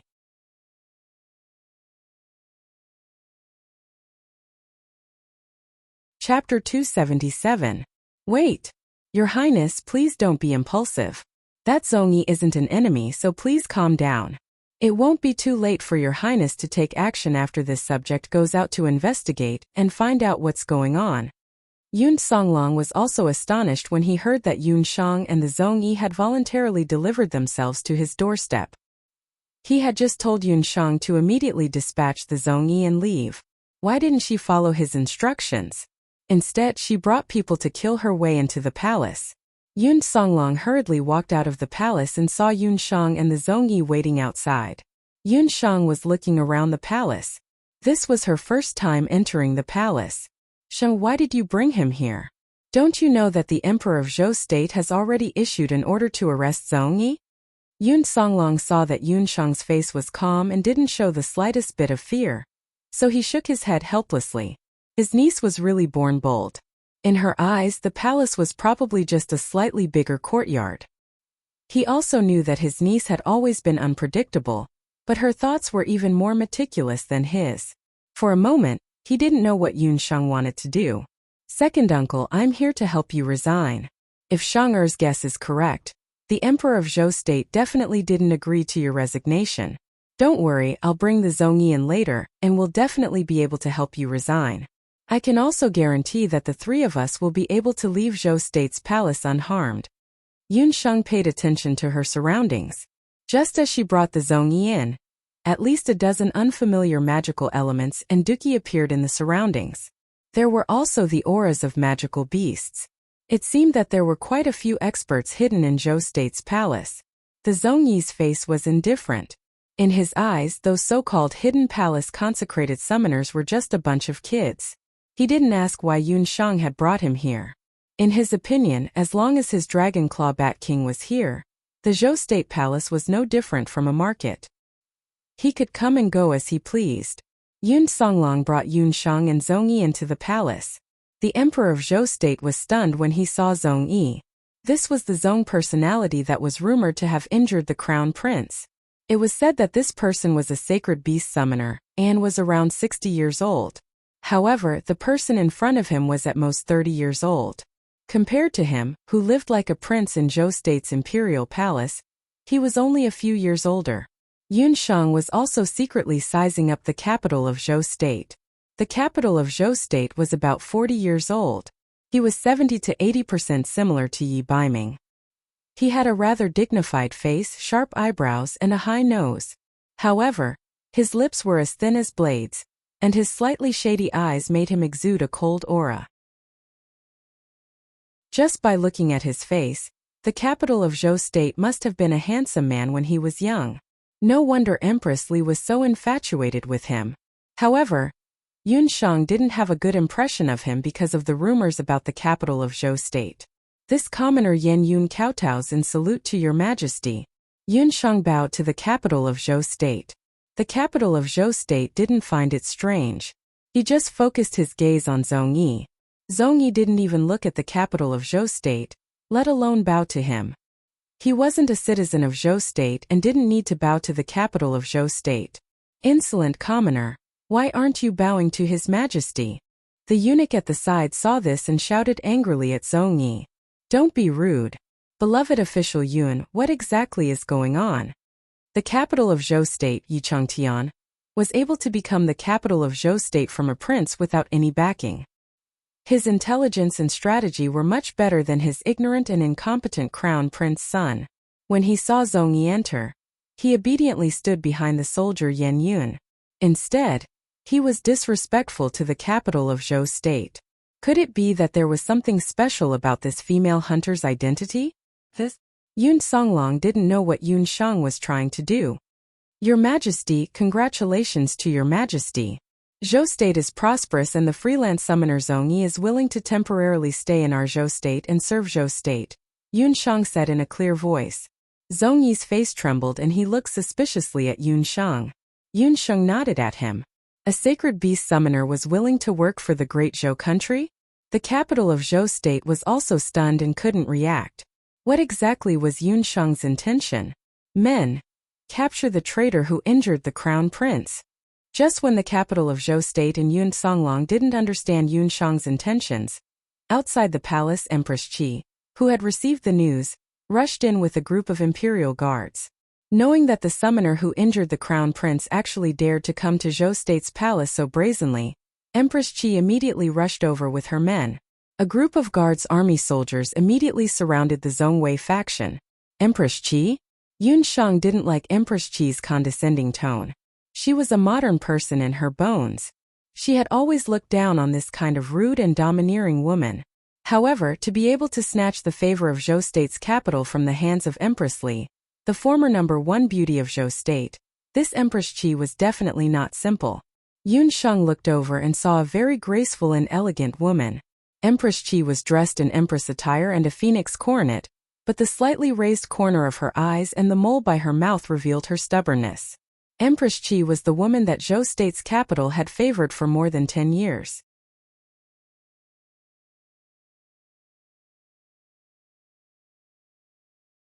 Chapter 278. There were very few people who knew about the purple gold mine at the border of the Great Zhou Empire. Even Yun Songlong had almost forgotten about it. Yun Songlong didn't know how Yi Baiming knew about it. Back then, later Qin and Tang Yuan had formed an alliance to invade Zhou State because of that mine. Due to their defeat, the mine hadn't been excavated and the exact location of the mine was still unknown. Empress, don't meddle. We know what to do about the crown prince. Have everyone leave. This Who did you say you were and what is your relationship with Master Zong? The Emperor of Zhou State was a sly old fox. The Crown Prince's injuries had already been healed by the people of the temple. Compared to a priceless mine, the imperial family's personal grudges could be put aside for the time being. When Empress Qi saw this, she didn't dare to say anything.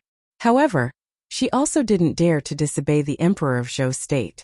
She could only glare fiercely at Master Zong and Yun Shang, who had popped out of nowhere, before angrily leaving with a group of armored soldiers.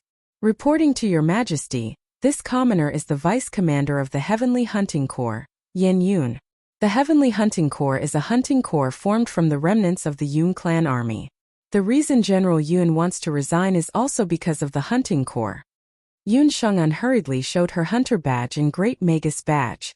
Yin Yun's words are exactly what this subject is thinking. Your Majesty should remember that 8 years ago, due to the collusion of later Qin and Tang Yuan, our Zhou State army was defeated at the border of Nanming City and lost an important purple gold mine. When the armistice was signed, the 3 countries were not allowed to excavate the purple gold mine according to the agreement. Yun Songlong saw this and continued. Purple gold ore was a very precious ore. It was the main material used to refine the everlasting purple gold coin. In addition, it could be used to refine all kinds of high-level weapons and magic tools. The amount of purple gold ore on the continent was very limited. Back then, in the area of Zhou State's Nanming City, they had accidentally discovered a purple gold mine. That was why the Zhou State's emperor had ordered Yun Songlong to lead a group of Zhou State troops to set up camp nearby. Who would have thought that later Qin and Tang Yuan spies would find out about it? We have also heard about the purple gold mine. However, the purple gold mine is located at the border of the 3 countries and is not easy to mine. In order to avoid unnecessary disputes, the original armistice agreement stipulated that none of the 3 countries could exploit it.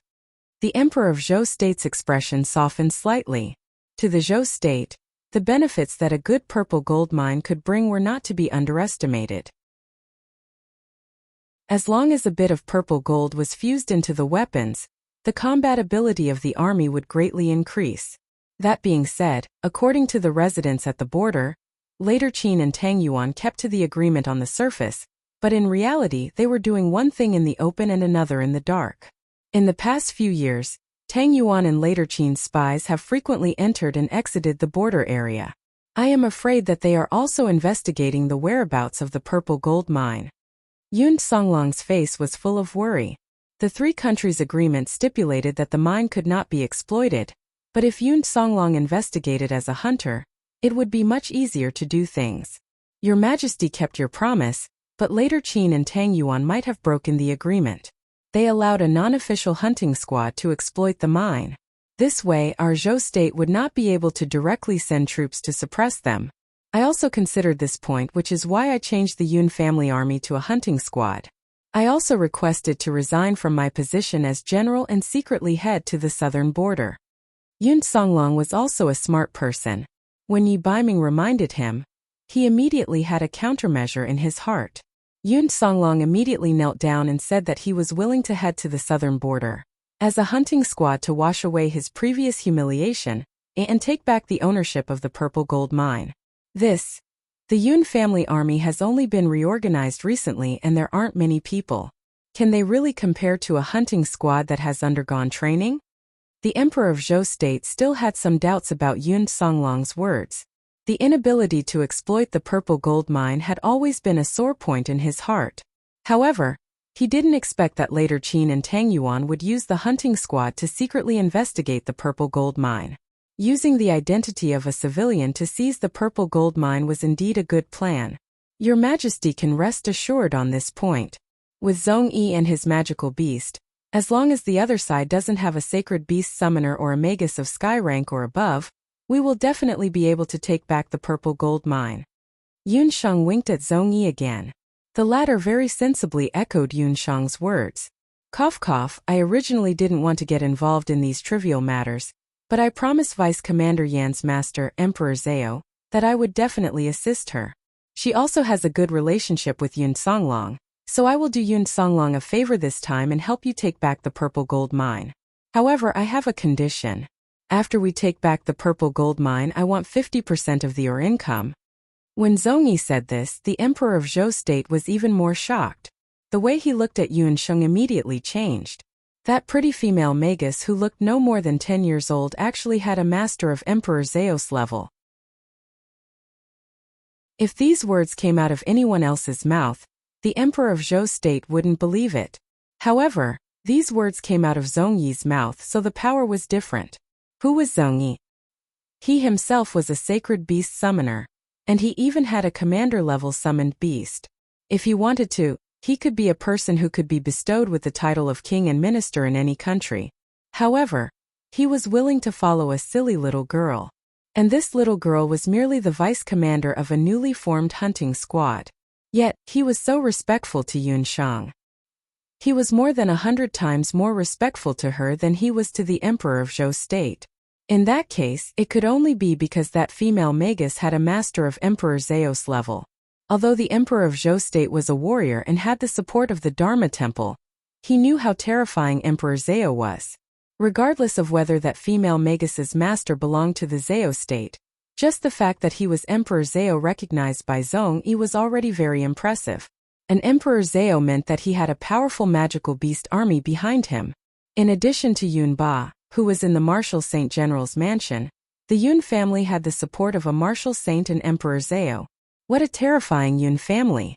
The emperor of Zhou state's heart was already beating like a drum. If he didn't allow Yun Songlong to resign today, the Yun family and that powerful Emperor Zeo would definitely be dissatisfied.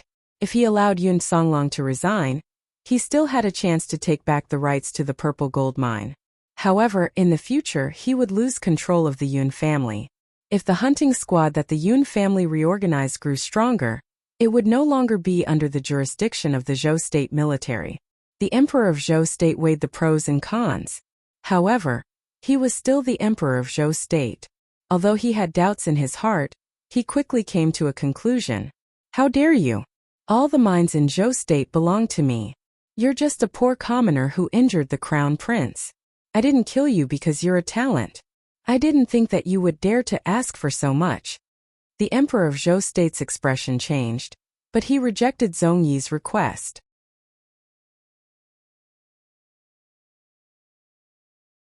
Chapter 279.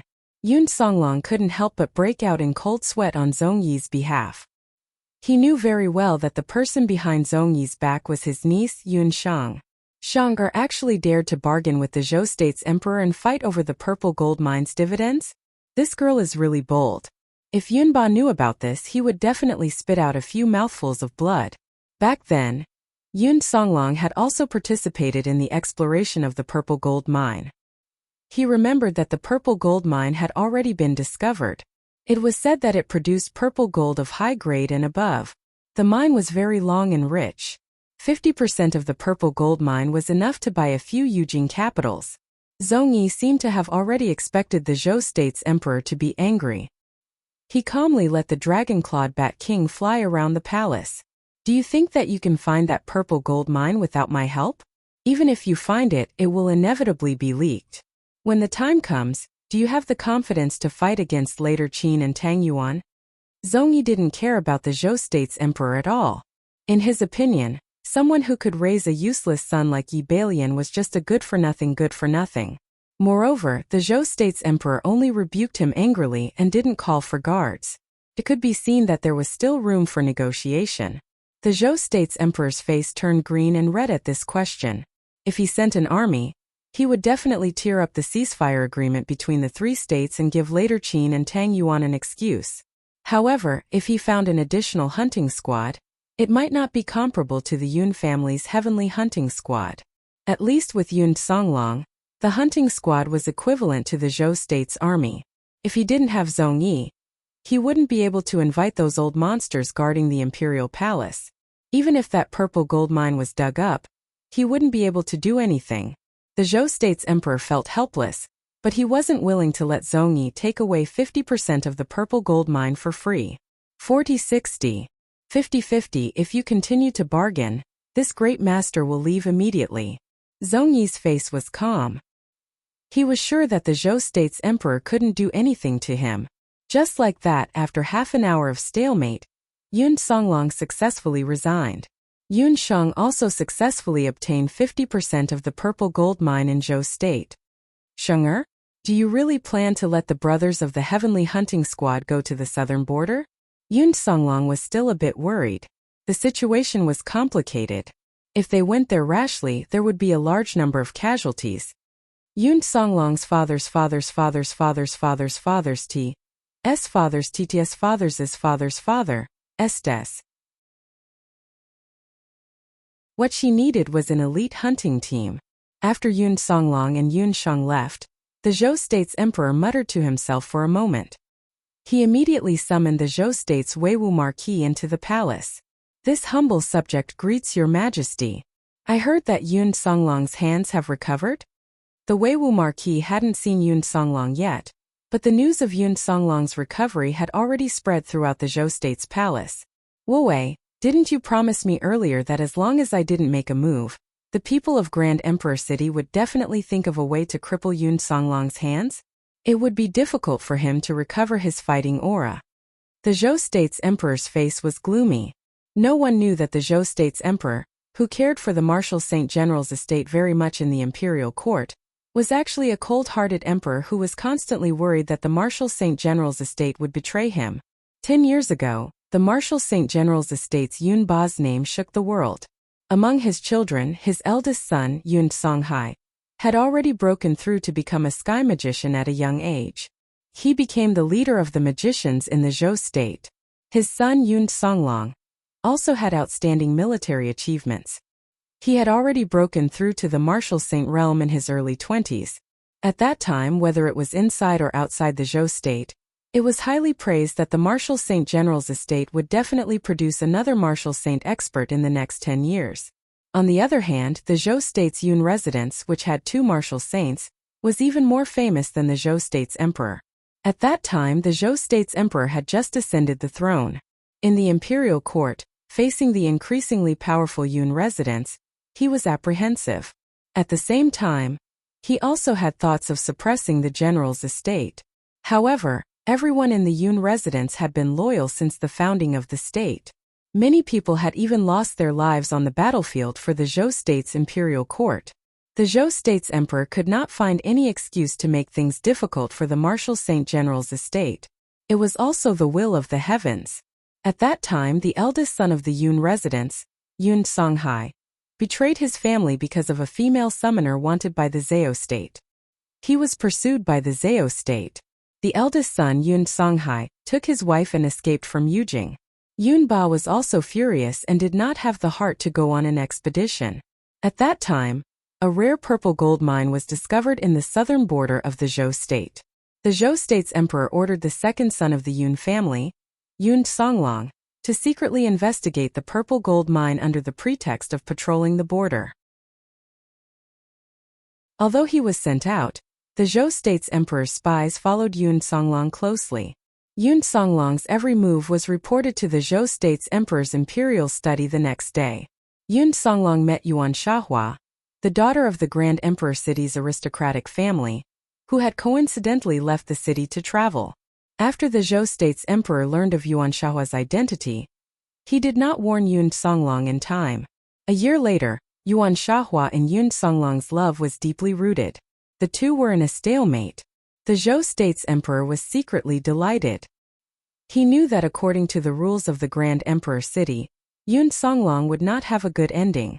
As long as Yun Songlong died, one of the 2 sons of the Marshal Saint General's estate disappeared and the other died. The old Yun Ba was left behind would not be able to threaten the Zhou State. On the other hand, he also followed the arrangements of the Dharma Temple and established a magic academy in the Zhou State to cultivate talents. The coexistence of warriors and magicians made him feel that his position as emperor was becoming more and more secure. Just as the Zhou State's emperor expected, Yuan Shahua's return to the Grand Emperor City caused a huge uproar. The Grand Emperor City's envoy directly signed a secret agreement with the Zhou State's emperor through the Marquis of Jiyuan. Since the Grand Emperor City besieged the southern border of the Zhou State, as long as the Zhou State's emperor did not send reinforcements, the Grand Emperor City would send a generous reward. The Zhou state's emperor gladly accepted the reward. However, he did not expect Yun Songlong to be so tenacious. With only 1,000 soldiers of the Yun family, he was able to resist the Grand Emperor city's sneak attack. Yun Ba relied on his powerful cultivation to force the experts of the Grand Emperor city to retreat from the Zhou state's border. However, what made the Zhou state's emperor angry was that the location of the purple gold mine was unknown. The Grand Emperor city is only SOSO. Back then, I agreed to let the Grand Emperor city deal with Yun Songlong because of the Emperor Zhao of the Grand Emperor city. I did not expect that the power behind Yun Songlong is not weak either. The Zhou state's emperor was displeased. What he meant was that he was no longer willing to cooperate with the Grand Emperor city. When the Marquis of Zhejiang saw that the Zhou state's emperor had suddenly changed his mind, he could only secretly spread the news that Yun Songlong was going to the southern border.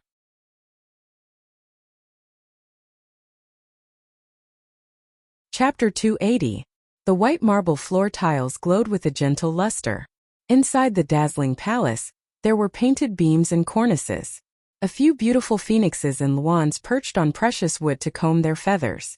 Inside the palace of the Grand Emperor city lord, a thin man in a dark golden summoner's robe gripped a letter with a gloomy expression.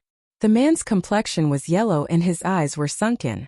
At a glance, one could tell that he was someone who indulged in sensual pleasures. Although his appearance could be considered decent, there was always a sinister aura around him. This person was the only son of the Grand Emperor city's city lord, Xian Wuji. Xian Wuji was a summoner, and was also the fiancé of Yuan Shahua in name.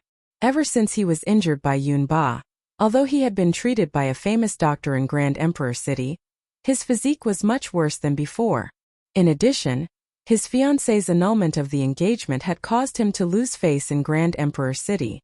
He had always hated Yun Songlong to the core, and had always been thinking of ways to leave Grand Emperor city to seek revenge on the Yun father and son. Grand Emperor city was a famous city in the boundless continent. The descendants of the Xianyuan tribe had lived here for generations. Xian Wuji was a summoner, and was also the fiancé of Yuan Shahua in name. Ever since he was injured by Yun Ba, although he had been treated by a famous doctor in Grand Emperor city, his physique was much worse than before. In addition, his fiancé's annulment of the engagement had caused him to lose face in Grand Emperor city. Even though he was now married and had children, he still hadn't forgotten the humiliation he had suffered back then. He had always hated Yun Songlong to the core, and had always been thinking of ways to leave Grand Emperor city to seek revenge on the Yun father and son. Back then he had tried his best to kill Yun Songlong, but his Dharma soul had been shattered by Yun Ba's palm. Although he was cured with Dihong City's medicinal pills, his cultivation remained stagnant because of this. Even his Dihonga's cultivation did not improve. In Grand Emperor City, the status of a person was determined by the cultivation of Dihong Song. Yuan Shahua's rejection of the marriage had caused him to lose the opportunity to enter the tomb of the Xianyuan emperor. This also meant that he might lose the position of city lord in the future. He originally thought that Yun Songlong would have to endure 1,000 times more pain than him. Who knew that the letter from the Jade capital today would tell him that Yun Songlong's hand and Do Qi had recovered? In a few days, Yun Songlong would rush to the southern border of Zhou State. The southern border of Zhou State? Humph, isn't that where that little bitch Yuan Shahua lives in seclusion? As long as he was around, Yuan Shahua and Yun Songlong could forget about being together. Xian Wuji felt as if there were needles on his back. He paced back and forth in the residence. Although he wanted nothing more than to tear Yun Songlong to pieces, he was also worried. Back then, he had been pressured by the Yuan clan and promised them that he wouldn't touch the people of the Yun clan. Moreover, he had city affairs to attend to now, so he had no reason to leave Grand Emperor City without permission. Xian Wuji's face darkened as he crumpled the letter into a ball. As he was thinking, a strong fragrance of pollen wafted over. A young girl ran in from outside the courtyard. The young girl was dainty and beautiful. Her skin was as white as the snow of the northern kingdom. She wore a small yellow jacket and her radiance made the flowers around her lose their color instantly. As soon as the young girl entered the door, the leather whip in her hand swung and lashed out at the phoenix swan standing on the branch. The phoenix swan was startled and immediately flew up. shaking off a few multicolored feathers. When Xian Wuji saw the young girl, the gloominess on his face dissipated. He walked up to her dotingly. "Mimi, who provoked you again?" The young girl was the youngest daughter of Grand Emperor City's mayor, Xian Mimi. She was also Xian Wuji's half-sister. Who else could it be? "It's Yuan Bupo, that damned brat." Xian Mimi's face was filled with anger as she bit her cherry-red lips. Speaking of which, it was a sin. Xian Mimi was Xian Wuji's sister, and the person she liked was Yuan Bupo. Back then, due to Yun Songlong's appearance, Yuan Shahua, who had always been docile, insisted on breaking off the engagement with Xian Wuji. Although Grand Emperor City's mayor did not say anything, he had already decided to let Yuan Bupo marry Xian Mimi after he reached adulthood. Both of them were about the same age. What was even rarer was that Xian Mimi's talent was not inferior to her brother, Xian Wuji. Xian Mimi was dainty and beautiful. She was considered a delicate flower in Grand Emperor City.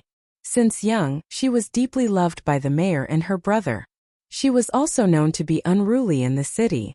However, she was dead set on Yuan Bupo and stuck to him since young. However, because of his eldest sister's marriage, Yuan Bupo avoided relationships between men and women. When he found out that his family wanted to pair him up with Xian Mimi, he ran away without even informing them when he went out on his trip this time. When Xian Mimi found out, Yuan Bupo had already gone to Zhou State. When she found out, she was even more furious. Xian Wuji was quite fond of his younger sister. When he saw Xian Mimi's expression, he suddenly had an idea. "Mimi, how about this? You know that father loves you the most. Why don't you plead with father to let me escort you out of the city? Don't worry, as long as I go out with you, I will definitely help you find Yuan Bupo." Xian Wuji was also very worried.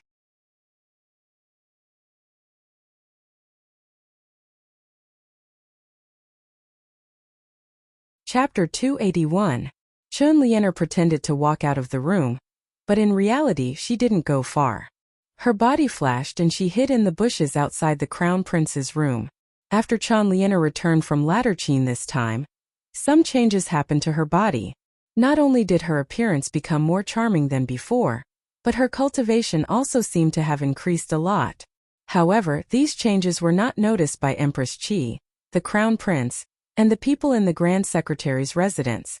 Chun Lianer had just left when she heard an uproar in the room. Yi Balian grabbed the jade pillow and threw it out. "Mother, didn't you promise me that you would punish that summoner and those soldiers severely? You call this punishment? I heard that they are all fine. Only I am suffering here, eating those disgusting demonic medicines.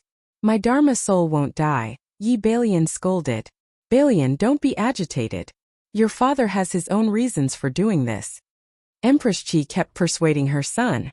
Empress Qi was still worried about Chun Lianer and didn't want to say more. Empress Qi told the Crown Prince about the purple gold mine. The purple gold mine was a state secret. Although Chun Lianer was the future Crown Princess, Empress Qi was still wary of her. Has Imperial Father gone mad? Yi Balian was even angrier when he heard that he had to give 50% of the purple gold mine to the summoner, who had caused him to lose all his face. In Yi Balian's opinion, the throne of Zhou State would be his in the future. Those people actually dared to covet the purple gold mine, which was equivalent to taking over his property. How could your father not know that this is only a temporary measure? Your father has already thought of a countermeasure. Empress Qi and her son were still whispering in the room. After Chun Lianer heard the general idea, she heard footsteps in the distance. She looked carefully and found that the person was Yi Baiming. After not seeing him for a few days, Yi Baiming was still as handsome as before. Thinking of the Crown Prince's cowardice and uselessness, Chun Lianer saw Yi Baiming in a new light. "Lord Baiming, take care. Lianer has something important to discuss with you."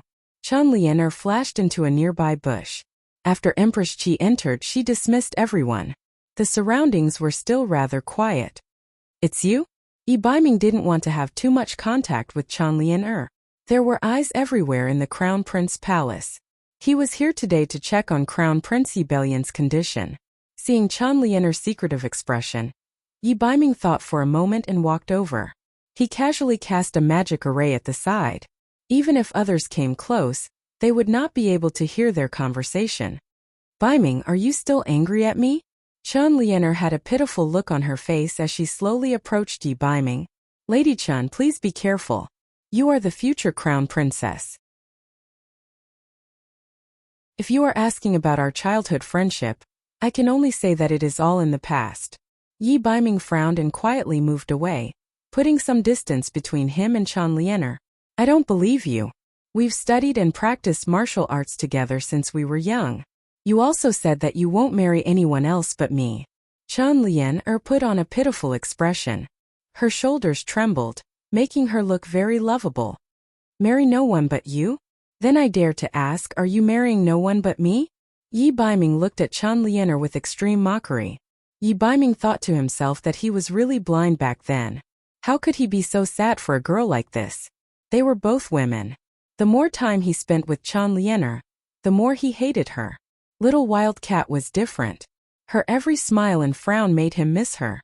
Thinking of Little Wildcat, Yi Biming's gray eyes were filled with gentleness. Chen Lianer's face turned green. Yi Biming's words were mocking her for being a loose woman. Back then, after he had been deposed, she had impatiently seduced the crown prince. You also know that I did not do it willingly. My grandfather, Chen Lianer did not give up and she stuttered. You are saying that when you broke off the engagement it was because of Chen Lianer? Yi Biming smiled mockingly. The surroundings were filled with flowers. The two were a perfect match. When they stood together they really complemented each other. Chen Lianer looked at Yi Biming with an infatuated expression. She did not know why she had fallen in love with this man that she had once abandoned as if she had been possessed. That's right.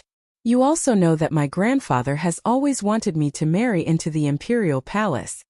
Chen Lianer's pretentiousness was extremely fake in Yi Biming's eyes. Chen Lianer's choice is very correct. The crown prince is a good match for you. Yi Biming was about to leave. Seeing that he had no intention of staying, Chen Lianer's expression changed. She did not care about etiquette or shame and hugged Yi Biming. Why? I clearly heard that when you were in the cold palace, you had no appetite for food or drink because of me. Why has everything changed now? Is it because of her? That lowly girl called Yun Shang. Chen Lianer was very unwilling to accept this. And the one she had lost to was that lowly Yun Shang. In terms of appearance and family background, she was not inferior to that lowly girl. I will say it again. You and I, back then when you abandoned our engagement and went to the crown prince, we no longer had anything to do with each other. Yi Biming was about to leave. Chen Lianer felt her body being forcefully pushed away. Yi Biming looked at her with eyes as cold as knives. There was only disgust and disdain in his eyes. It was completely different from the gentleness he had when he looked at Yun Shang. Chen Lianer felt as if she was in an ice cellar. Miss Chen, I advise you to know your place. Don't even think about using any tricks on Yun Shang. If she is harmed, you will not be able to pay the price. Yi Biming was not willing to talk to Chen Lianer anymore.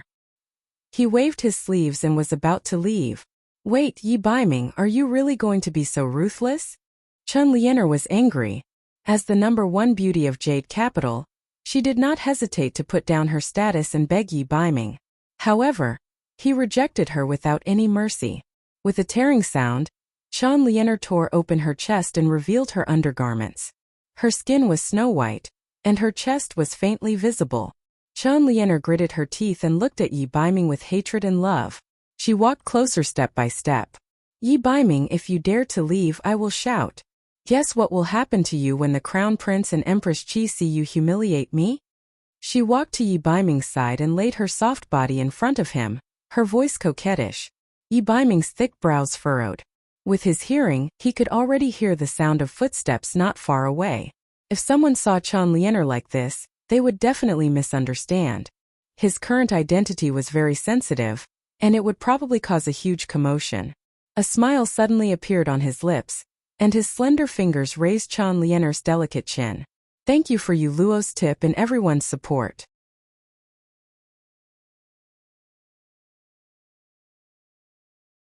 Chapter 282. The seductive voice echoed in Chen Lianer's ears like a string song. Lianer, do you really want to kill me? The man's thick breath brushed past Chen Lianer's face, causing her face to unknowingly turn red. Yi Baiming's eyes were deep, as if he would swallow her if he looked at her any longer.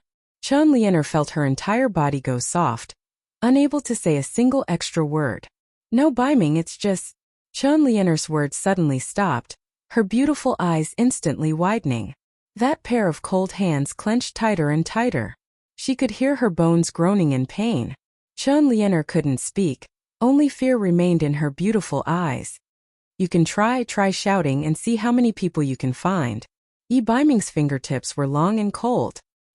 He had a pair of beautiful hands, but at this time, when his fingers brushed past her face, Chen Lianer felt a sense of fear that she had never felt before. Her chin felt intense pain. His chin had been crushed. Chen Lianer was in so much pain that she couldn't speak. She didn't think that Yi Baiming would treat her so mercilessly. She suddenly remembered a sentence. One day, when the crown prince was drunk, he once hugged her and said, "Lianer, do you know why Imperial Father wants to dethrone Yi Baiming?" Chen Lianer remembered that she had only asked in a sweet voice, "Isn't it because the Emperor of Zhou State loves Crown Prince?" At that time, the Crown Prince had laughed and kissed her face. That's only one of the reasons. Yi Baiming is an animal that would even kill his own mother. How could the Zhou State let an animal inherit the throne? At that time, Chen Lianer thought that the Crown Prince was slandering Yi Baiming. But today she realized that Yi Baiming was truly cold-blooded and heartless, just like an animal. He did not love her, nor did he hate her.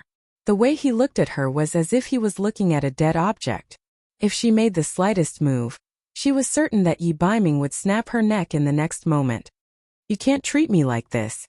If you're willing to take me as your wife, I can ask Grandpa to support you." Chen Lianer tried to use Zhou State to tempt Yi Baiming. "Do you think I care about the throne of Zhou State?" Yi Baiming chuckled softly like a feather. Yi Baiming loosened his grip and dispelled the magic array. "Remember, she is my bottom line." Yi Baiming's tall figure disappeared into the flowers. Chen Lianer collapsed to the ground. At that moment she felt like she was going to die. Yi Baiming's words were still ringing in her ears. She was his bottom line. Yun Sheng. It was that Yun Sheng. Who was the one who said that beasts were inhumane? Even beasts would have people they wanted to protect.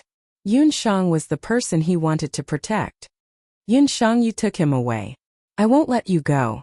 The Dark Prince wants to catch Yun Sheng. As long as I send her to the Dark Prince, she will definitely not have a good ending." Chen Lianer struggled to get up, enduring the pain, and muttered unconsciously, "Achoo." Yun Sheng felt a chill run down her spine. Yun Sheng rubbed her nose. "Did you encounter any problems with the operation of the medical center?" Yun Sheng was the pharmacist and doctor of both Wuxia Limitless School and Little Cientong. During this period of time, just washing the marrow and bones of the martial artists of the inner and outer martial halls was enough for her to be busy. "Did you encounter any problems with the operation of the medical center?" Yun Sheng was the pharmacist and doctor of both Wuxia Limitless School and Little Cientong. During this period of time, just washing the marrow and bones of the martial artists of the inner and outer martial halls was enough for her to be busy. After taking a deep breath, she came to the Little Cientong to check the operation situation. "The situation is not optimistic. We don't have enough people to refine pills." Lin Yaoer was embarrassed. The medicinal effects of the various medicinal pills refined by Yun Sheng were undoubtedly very good. Dr. Fan was also an expert in alchemy. However, the alchemy ability of the two people was really limited. In addition, the pills of the Little Cientong and Daoi Mountain were also provided by this side. As a result, it was really difficult to rely on Yun Sheng and Dr. Fan to supply pills. Lin Yaoer had just joined the Magic Academy not long ago. Although she was very hard-working, her ability to control magic was not enough for her to use her magic power to refine pills. "Since you don't have enough people, just recruit people. I have already given you a sum of money in advance to repair the medical center and hire a new batch of herb gatherers and herbmen." Yun Sheng was puzzled. In the Jade Capital, the number of herb gatherers and herb gatherers should not be small. "We have already issued an announcement in the major villages and residential areas. We have also gone to the office to see. Even if our salary is 50% higher than others, no one is willing to come to the Little Cientong." Lin Yaoer was distressed. The office was an organization similar to an employment agency on the endless continent. The people in the office told Lin Yaoer that because the initial popularity of a medical center was not enough, it was normal for them not to be able to recruit herb gatherers and herb men. Take the little Ci Entong for example. Although the effect of the pills was good and the price was fair, it had not been established in the Jade capital for long. At present, the people who came to the little Ci Entong were either the old customers of the little Huichun Medical Center or some hunters. But even so, the medical center still needed to recruit some herbmen to help them on a daily basis. In the early years, Dr. Fan was a lone traveler.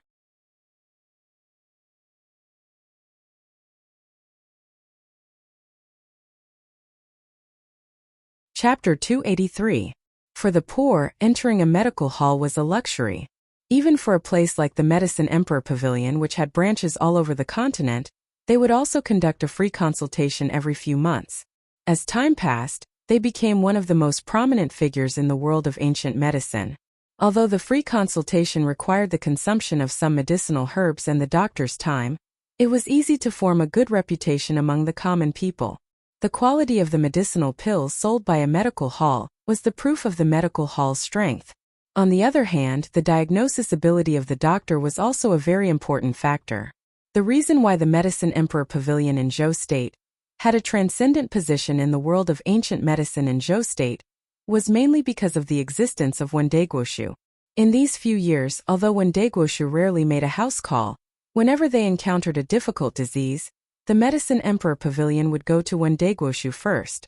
For a doctor, there was nothing more praiseworthy than medical reputation and medical ethics. And what the little Ci Entong lacked the most right now was reputation. If they had a good reputation, there would naturally be patients and corresponding physicians coming to them. Yunsheng had plenty of money in her hands.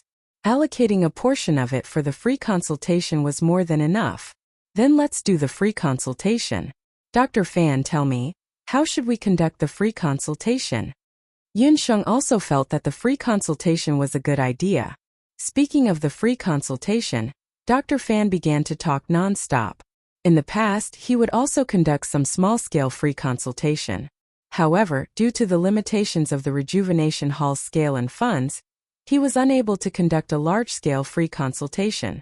According to his experience in the past years, Dr. Fan quickly determined the time, place, and content of the free consultation. Taking the Medicine Emperor Pavilion as an example, the free consultation would be held once every 3 months. The whole process of the free consultation was divided into 2 parts. The first part was the application of medicine.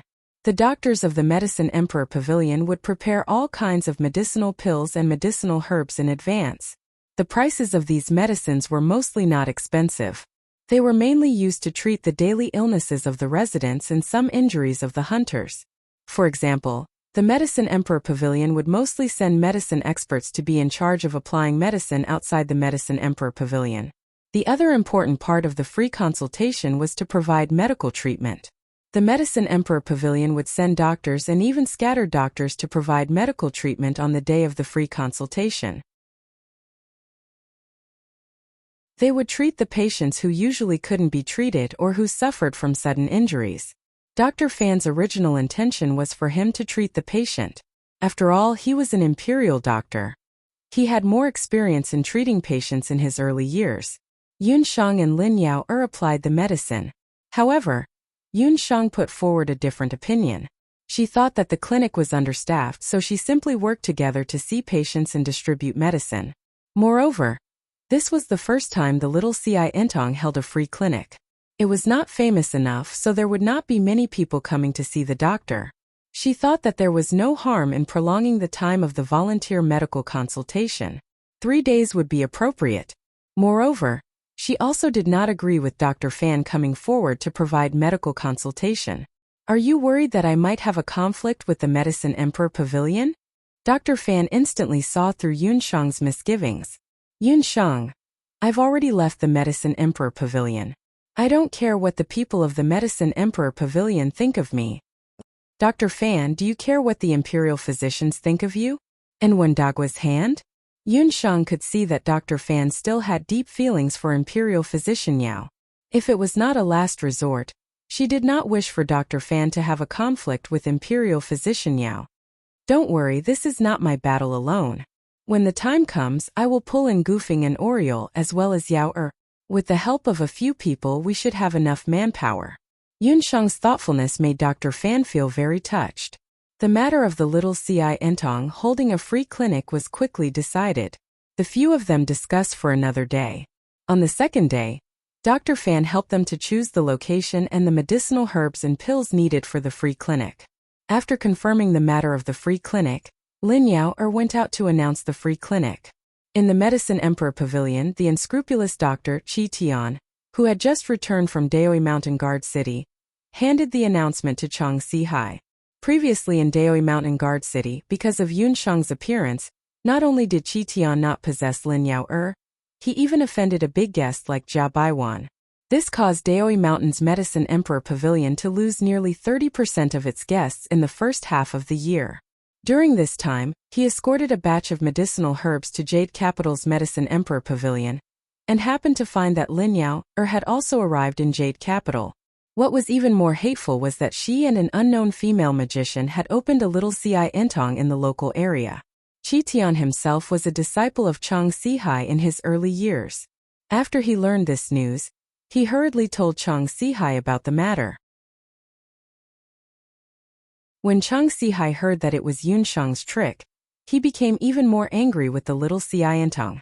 One must know that Daoi Mountain's Medicine Emperor Pavilion was a piece of fat meat for him to make money. In the past, when Qi Tian made money by himself, he would leave 20% of the profits to him. This year, because of Yunsheng's interference, his gray income also decreased by a lot. Master, what do you think we should do? Qi Tian wished that he could ruin Yunsheng and Lin Yao's reputation. What do you mean what to do? Even if their medicinal pills are not bad, do you think it's so easy to give medical treatment? I reckon that Fan Ji will not come forward to give medical treatment this time. Otherwise, it would be equivalent to provoking Fan Ji. As long as Fan Ji doesn't come forward, what can a female magician do? Chang Sihai thought that even if Yunsheng was good at refining pills, it was impossible for her medical skills to be that good. After all, how could a 10-year-old girl be good at refining pills and an expert in giving medical treatment at the same time? Wouldn't that be defying the heavens? Master, don't underestimate that female magician.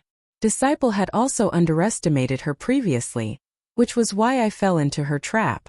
I have inquired about it. Lin Yao's sickly father's illness was cured by that female magician.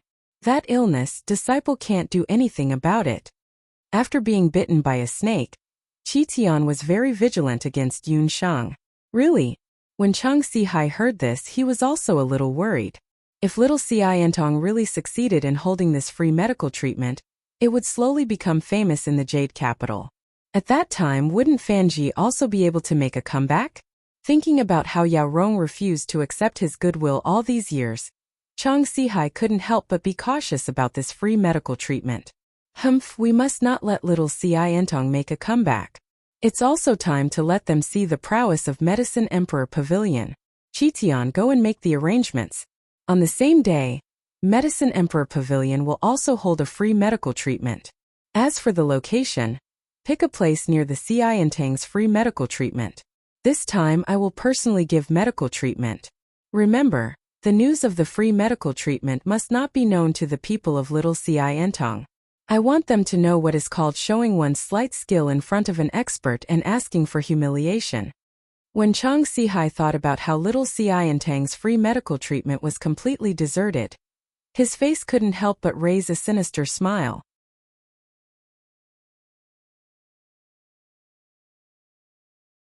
Chapter 284.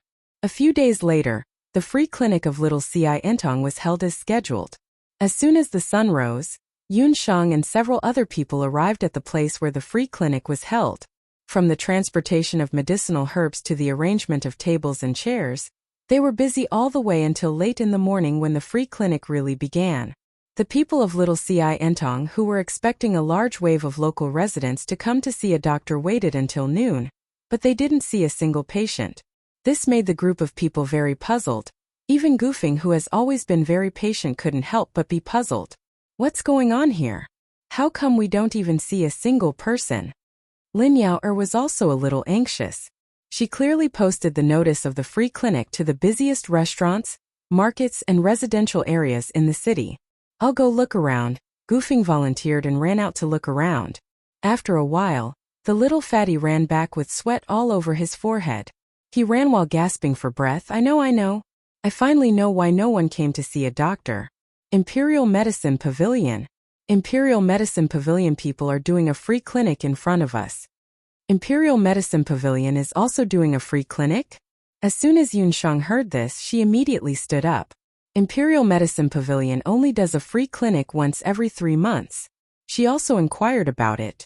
The last free clinic was only a month ago, so why would they do a free clinic again?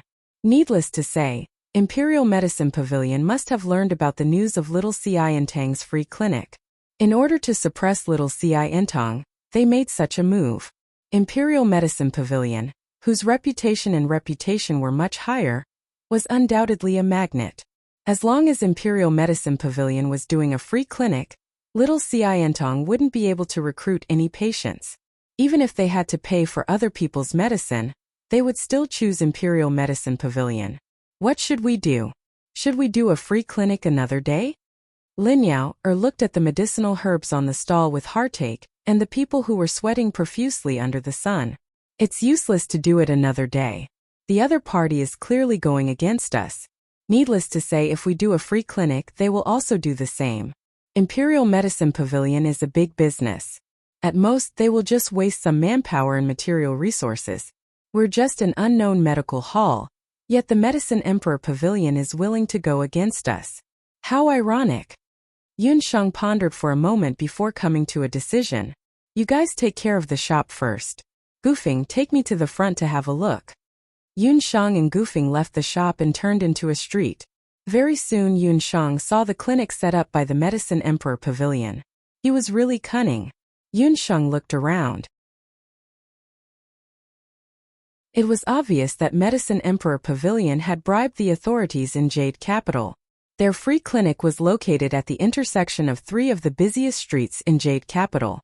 Carriages and horses came and went, and there was a surging tide of people. The flow of people was completely blocked by them. It was different from the temporary white canvas shop set up in Little Xiantang. On the shop set up by Medicine Emperor Pavilion, there was a huge signboard of Medicine Emperor Pavilion. Over 10 herb gatherers, herbmen, and 5 to 6 physicians were busy. One of the seats had the most people. With a glance, Yunsheng saw Cheng Sihai, who was sitting at the back. There was also Qi Tian, who looked familiar. It was actually this pair of physicians who had the least medical ethics. Yunsheng could roughly guess that the free clinic set up by Medicine Emperor Pavilion this time was related to Cheng Sihai. Looking at the queue of Medicine Emperor Pavilion, it was over 100 meters long. Just Cheng Sihai's seat alone had a queue that was over 60 to 70 meters long. Furthermore, the queue was still growing. Cheng Sihai was a scattered physician. Even though his medical ethics weren't good, he was indeed taught by Wendagua. Imperial physician Yao and physician Fan, who were from the same sect as him, were both famous imperial physicians in Zhou State. Needless to say, his medical skills weren't bad. Furthermore, he was a scattered physician, and his position in the medical world was second only to the imperial physicians. Such a physician, even if he participated in the free clinic on weekdays at most, he would only receive about 10 people. Today, in order to attack Little Xiantang, Cheng Sihai worked hard and personally received them. Those who heard that there was a scattered physician in the free clinic also gathered around one by one. No one would go to the deserted corner of Little Xiantang. One by one, don't crowd, great physician Cheng is very busy. Several medicine men shouted from the side to maintain order. Cheng Sihai also saw Yunsheng and Gufing standing at the other end of the street. He showed a proud smile. If they fought with him, not only would Little Xiantang not be able to attract customers, but they would also have to pay for the medicine. Let's go. Yunsheng looked at them for a while. She couldn't think of any way for a while, so she simply returned to the free clinic first. When Yunsheng turned around and left, in an inconspicuous restaurant above the street, an old man and a housekeeper were looking down through the guardrail. The scene of Yunsheng and Little Xiantang being ostracized by the Medicine Emperor Pavilion also fell into the eyes of the old man. That lass doesn't know the difference between life and death. Her hair isn't even fully grown yet, and she dares to challenge the Medicine Emperor Pavilion.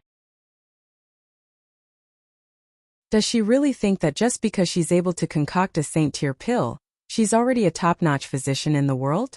The old man had a grayish-white beard and a pair of tiger-like eyes.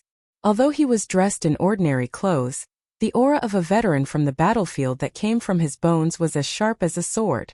The old housekeeper, Uncle Yun, who was serving on the side, hurriedly poured a glass of wine for the old man and muttered in his heart. Little Miss didn't say that she was a first-class physician. He didn't know who it was.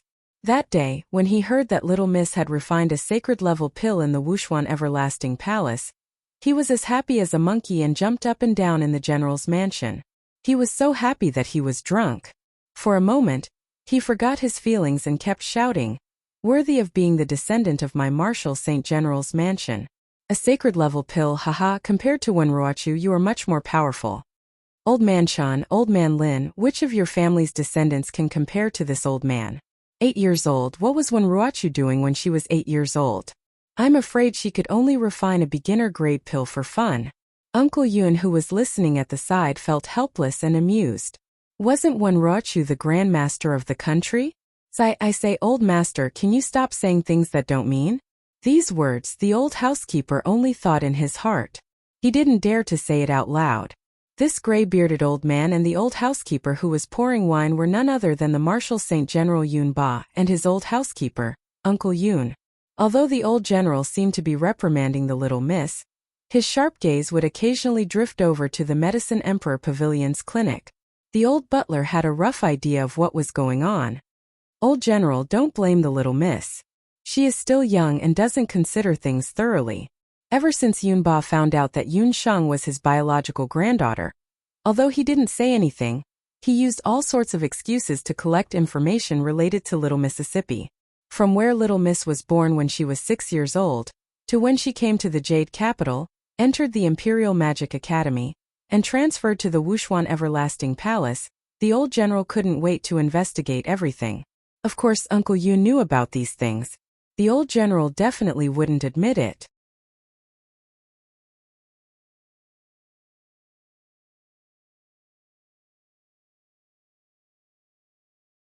From then on, Master never mentioned anything about the Yun army again, nor did he mention anything about the young general leaving home.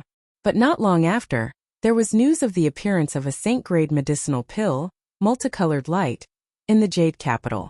Old Master also quickly found out that Second Miss was the one who refined the saint-grade pill. Especially when he found out that Little Miss had refined a saint-grade pill, old General Mu didn't say anything, but that night when he was drinking at dinner, he drank 3 more bowls of wine than usual. As a steward who had grown up with the master since he was young, the old steward knew best. This proved that the master was in a good mood. It could be seen that the master truly cared about this granddaughter of his. The old steward also had a good impression of Little Mississippi. Not to mention other things, Little Miss was young and lonely outside. But not only did she not learn bad things, she even learned medical skills and magic. Only this kind of Little Miss was worthy of the title of the successor of the general's residence. But the old master was stubborn.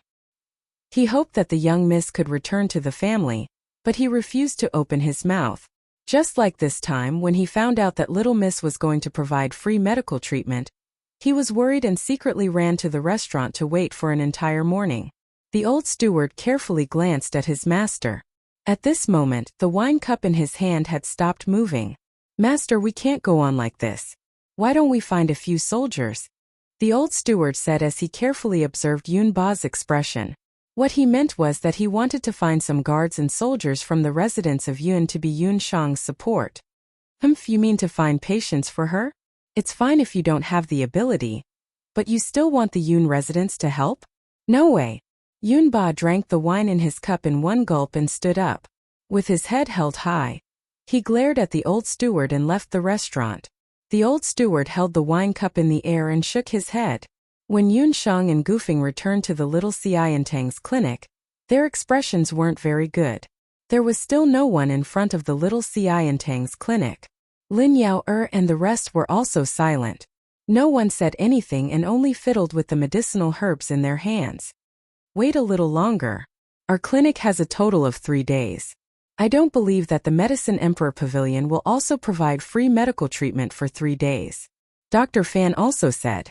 The Medicine Emperor Pavilion's free medical treatment usually only lasted for 1 day. Even if all the residents of the Jade Capital went to the Medicine Emperor Pavilion today, some of the patients who didn't receive the news of the free medical consultation, or who came late due to the distance, might not be able to make it in time for the free medical consultation. Yun Sheng wasn't in a hurry. She ordered the few people to continue with their work. Another hour passed. An old man wearing a bamboo hat could be seen walking in front of the little Xian Tang's clinic. Gu Feng's eyes were sharp. He immediately went forward and asked politely, "Elder, do you want to see a doctor? We are the doctors of the little Xian Tang. Today you are coincidentally meeting the most famous doctor in our clinic. We will give you a free medical treatment and also give you a free prescription. This opportunity can't be missed." The old man wearing the bamboo hat stopped. The bamboo hat's eaves were very low, so the old man's appearance couldn't be seen clearly. Cough, cough. The old man deliberately coughed a few times and walked over. He sat down casually. Through the low bamboo eaves, he looked Yun Sheng up and down. Yun Sheng felt a probing gaze. At the same time, she also felt a bit of disbelief from the bamboo hat. Not knowing why, Yun Sheng felt an indescribable sense of familiarity from the old man's aura. "Little girl, you can also be called a doctor? Look at the doctor of the Imperial Medicine Pavilion in front of you. That is a real doctor." The old man opened his mouth and was full of sarcasm. This made the few people at the side frown and look at Gu Feng with resentment. What kind of person did this brat bring over? Gu Feng also had an awkward expression. How could he know that this old man was so picky? "Elder, medical skills and age have nothing to do with each other. You should know that Xia Wenxiu and Xia Ximing from the temple are also not that old. However, when he was at my age, he was already famous for his magical treatment." Yun Sheng didn't get angry. She just smiled and didn't care about the old man's provocation. "Humph, what a big tone. You actually dare to compare yourself with the genius of the temple." However, the tone of his words was much more polite. So this little girl also knows what it means to respect the old and love the young. Why did she always bicker with this old man in the general's mansion? Under the bamboo hat, Yun Ba's expression kept changing. ***, thank you Big Blue Beyond Redemption, and you Luati for their tips. ***.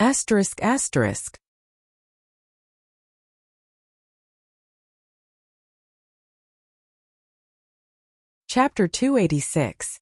The sneaky old man wearing a bamboo hat was Yun Ba. Just now in the restaurant, he stubbornly refused the old steward Uncle Yun's proposal and slipped out of the restaurant. After buying a bamboo hat and concealing his tyrannical battle chi, he unhurriedly went to the front of the little Xian Tang's clinic. When one's cultivation reached the martial saint realm like Yun Ba, they had already reached the realm of returning to their original state.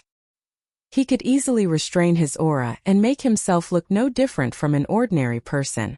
In order to not let Yun Sheng recognize him, Yun Ba specially covered his bamboo hat, and even used the bone shrinking technique to make some changes to his figure. Now that he was walking on the street, even if the old steward saw him at first glance, he might not be able to recognize him. Just as he expected, someone in the clinic called out to him, and a little fatty even helped him to the front of the clinic like an old man. Since that's the case, then help this old man take a look and see if this old man is sick or not. Yun Ba stretched out his hand in front of Yun Sheng. In his heart, he muttered, "Little girl, don't fool this old man. Although this old man has reached this age, my body is still very strong." A year ago in the Medicine Emperor Pavilion, Imperial Physician Yao also said that this old man's body is not worse than an ordinary middle-aged man. Yun Sheng naturally couldn't hear the words in Yun Ba's heart. It was not easy for a guest to come, so Yun Sheng also wanted to properly receive him. Today's clinic could be considered a good start. Who would have thought that when the old man's hand was placed in front of her, Yun Sheng's delicate brows couldn't help but knit together. This pair of hands? When Yun Sheng saw the old man's hands, they didn't look like the hands of an old man. Although the old man's figure looked a bit stooped, his hands looked like the hands of a martial artist. There were many calluses on his palms and the muscles on his arms were very strong. When she took his pulse, she immediately heard the sound of a strong pulse. Moreover, Yun Shang could faintly feel that there was an endless amount of internal energy in the old man's body. This inner strength was even deeper than the inner strength he felt when he was treating his second uncle, Yun Songlong. An old man with a higher cultivation than second uncle Yun Songlong? Yun Shang seemed to have suddenly understood something. After a long time, Yun Shang released her hand. The old man seemed to have become impatient. Did you see anything wrong with it? Your health is good, but you have some problems. I'll prescribe some medicine for you. Go back and ask someone to decoct it. Take it every morning and night. Yun Shang smiled and was about to write a prescription. Wait. Yunba originally wanted to give Yun Shang a good start to her free medical consultation, so he pretended to be a patient. Who would have thought that he would actually prescribe medicine for her? How could he, Yunba, have any problems with his health? Even now, he could still eat 3 big bowls of rice, drink a jar of wine, and drink 5 to 6 caddies of beef.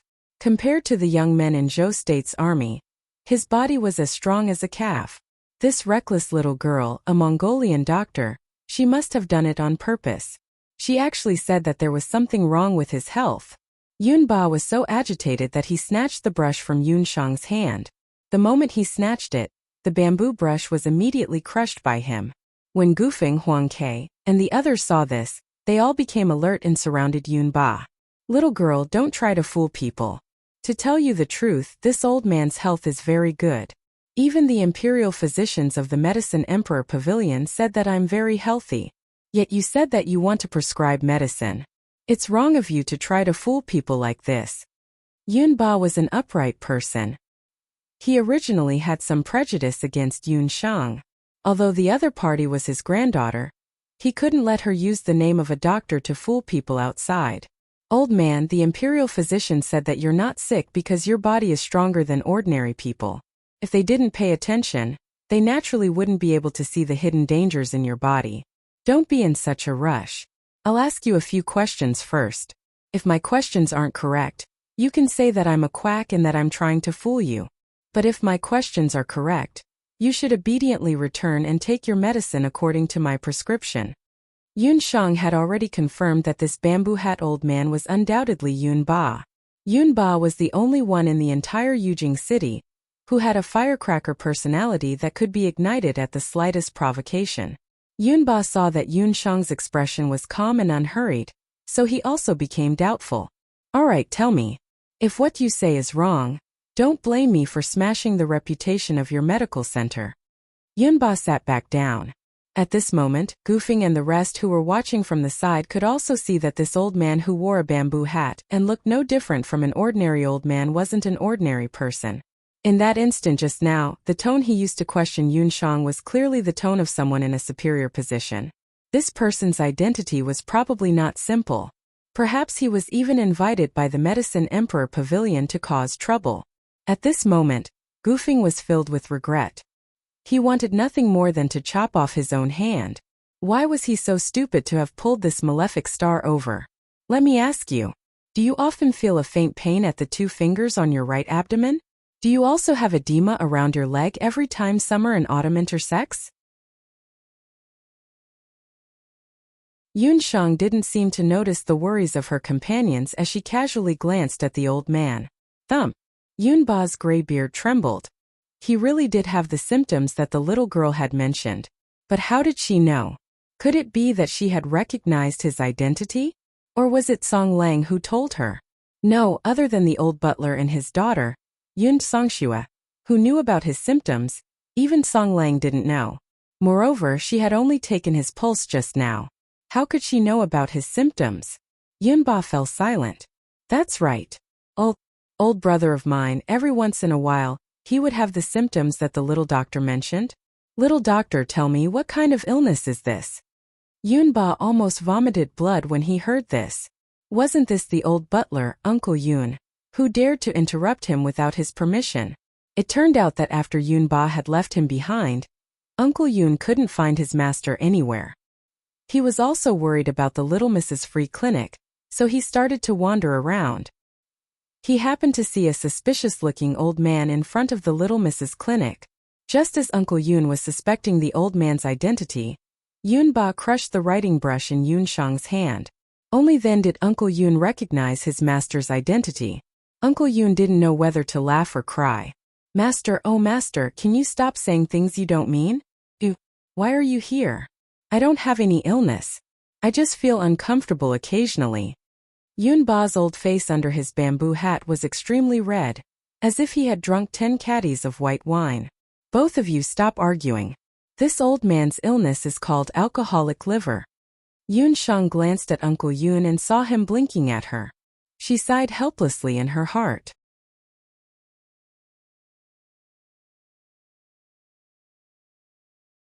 Chapter 287. Due to the need for disinfection during medical treatment, Yunqing's beast language ring was always stocked with wine. In this era there was no pure alcohol, so Yun Shang had always used strong liquor to replace alcohol. After coming to the Jade capital, she searched for a long time before finally finding the Four Seas Winery's burning knife. It was the strongest liquor she could find at the moment, and the alcohol content in the modern era was at least over 60%. Alcoholic liver? What's that? I've only heard of pork liver and beef liver. How can there be an alcoholic liver? Little girl, don't try to fool me. When Yun Bajan he heard this, the beard under his bamboo hat trembled. It's caused by excessive drinking. How's your usual alcohol tolerance? Yun Shang pretended not to see Yun Bajanha's angry expression. She and this old general must have been incompatible in their previous lives, quarreling every time they met. That's right. Little divine physician, you're right. He drinks an entire jar of liquor for a meal, and it's the burning knife wine from the Four Seas Winery in the Jade capital. Steward Yun became even more anxious and exposed Yun Bajanha's past without a second word. A jar of Four Seas Winery's burning knife wine? A jar of liquor was at least 10 caddies, and Yun Bajanha actually drank 10 caddies of strong liquor with over 60% alcohol content for a meal. If it was in the past, Yun Shang would definitely point at Yun Bajanha's nose and scold him. But this old man in front of her was definitely not someone she could point at and scold. Even though she knew that he was Yun Bajanha in disguise, Yun Songlong had already warned her about his temper. He was a person who would not give up his face. The older he got, the more his temper grew, and even though his cultivation didn't increase much, he became more and more unreasonable. However, Yun Bajanha still refused to accept his age. Relying on his cultivation, he patted his chest every day and said that his meals were more delicious and his body was more healthy. If any doctor in the Medicine Emperor Pavilion were to say that there was something wrong with his body, they would definitely be scolded badly. Only the Medicine Emperor could barely take a look at his body because of Wendagua's hand. This old man isn't sick. You're a Mongolian doctor, trying to sell dog meat with a sheep's head. What alcoholic liver and pig liver? Yun Ba was unconvinced. Yun Sheng finally understood. No matter how high one's cultivation level was, even if one was a martial sage, if one wanted to be unreasonable, they would still be unreasonable. I'm not sick? It's not up to you to decide. I'm the doctor. If you say that you're not sick, then why don't you take a shot from me? If you can still stand after this shot, then I'll immediately close the volunteer clinic and quit Yujing's medical industry. Yun Shang was also getting excited. At this moment, the two of them were like two red-eyed calves. Their necks were red, and neither of them wanted to admit defeat. At this moment, Yun Ba's arrogance had been suppressed. Uncle Yun, who was watching from the side, was panicking. What exactly was Master doing? He was clearly here to support Little Miss, but how did it turn into a mess? In Yun Ba's heart, he was also grumbling bitterly. If his granddaughter really closed the free clinic because of this, wouldn't he be harming her? If worst comes to worst, I'll just have to suffer a little and admit defeat. Yun Ba coughed. 1 shot. You think you can make me unable to stand with 1 shot? Humph, even when Daogua wouldn't dare to have such confidence. I'll give you a handicap of 3 shots. If you make me unable to stand after 3 shots, then I'll admit defeat. Yun Ba thought to himself. But when he looked around, his old eyes suddenly swayed and he almost fainted. If he didn't look, he wouldn't have known that in just a moment. the originally deserted clinic was actually surrounded by quite a number of people. Yun Ba was used to shouting in the Yun residence. His voice was like a broken gong, and every shout was accurate. Just now he was arguing with all his might. His loud voice attracted quite a number of people from all directions. Now it was really hard to stop halfway. Yun Sheng, on the other hand, was very calm. She had seen such a scene before. In the modern era, she had participated in a free clinic organized by the Red Cross Society. At that time there were many more onlookers. Yun Sheng took out her 4 seasons colored glass needles. Her needles were only as thick as a cow's hair, and they were red, yellow, blue, and green. They were very beautiful. When Yun Ba saw this, he became even more dissatisfied. "You're using such small needles to diagnose my illness? I think these needles won't even be able to break my skin." Yun Ba's cultivation wasn't something that ordinary people could compare to. Although he had restrained his battle aura, once he reached the martial sage realm, he could control his battle aura as he wished. Once he encountered an external attack, the battle aura within his body would automatically flow over the surface of his body. This was the so-called invulnerability of swords and spears. Yun Ba pondered. These beautiful needles would probably break the moment they pierced his skin. When Yun Sheng said that she could determine the root of his illness with just 1 needle, Yun Ba didn't believe it at all. "Don't underestimate my needles. The last person who underestimated my needles learned a great lesson." Yun Sheng recalled Yi Baiming and the Dark Crown Prince. Whoever dared to mock Yun Sheng's needles would all obediently lie down. Yun Ba snorted. Yun Sheng began to apply her needles. Once an expert started, the truth would be revealed. It was only then that Yun Ba realized that Yun Sheng's needles, and the way she used them, were different from others. Her needles were very fast. Even with Yun Ba's eyesight, he could only see Yun Sheng's hand shake before a needle pierced 2 fingers above his right abdomen. When the needle pierced through, Yun Ba's skin was immediately covered in a dense layer of goosebumps. Any cultivator would know that those weren't goosebumps, but a layer of battle aura formed by battle aura. Ordinary weapons wouldn't be able to pierce through this layer of battle aura. Yun Ba snorted with satisfaction, but the meaning behind his words was that she didn't know what was good for her. She was just a sorcerer. Did she really think that those fancy spells could compare to real battle techniques? Yun Ba thought to himself that it was time for this little girl to suffer some setbacks. In Yun Ba's opinion, although this granddaughter of his was quite talented, she was still a little arrogant. She dared to challenge the Medicine Emperor Pavilion after only learning medicine for a short period of time. She didn't have much respect for her grandfather either. It would be beneficial to temper her. Thinking of this, Yun Ba exerted a little force. With the vigorous battle aura of a martial saint, the 4 seasons glass needle in Yun Sheng's hand seemed to have collided with a wall. It actually bent into a 90-degree arc. It looked as if the needle would break in the next moment. Just as Yun Ba was feeling pleased with himself, he inwardly exclaimed in surprise. Suddenly he felt a strange, soft, invisible force coming from the 4 seasons colored glass needle. The 3rd level of the soul-healing divine needle. A dark light flashed in Yun Sheng's eyes. In an instant, several hidden needles rushed into Yun Ba's right abdomen. One of them accurately hit Yun Ba's liver.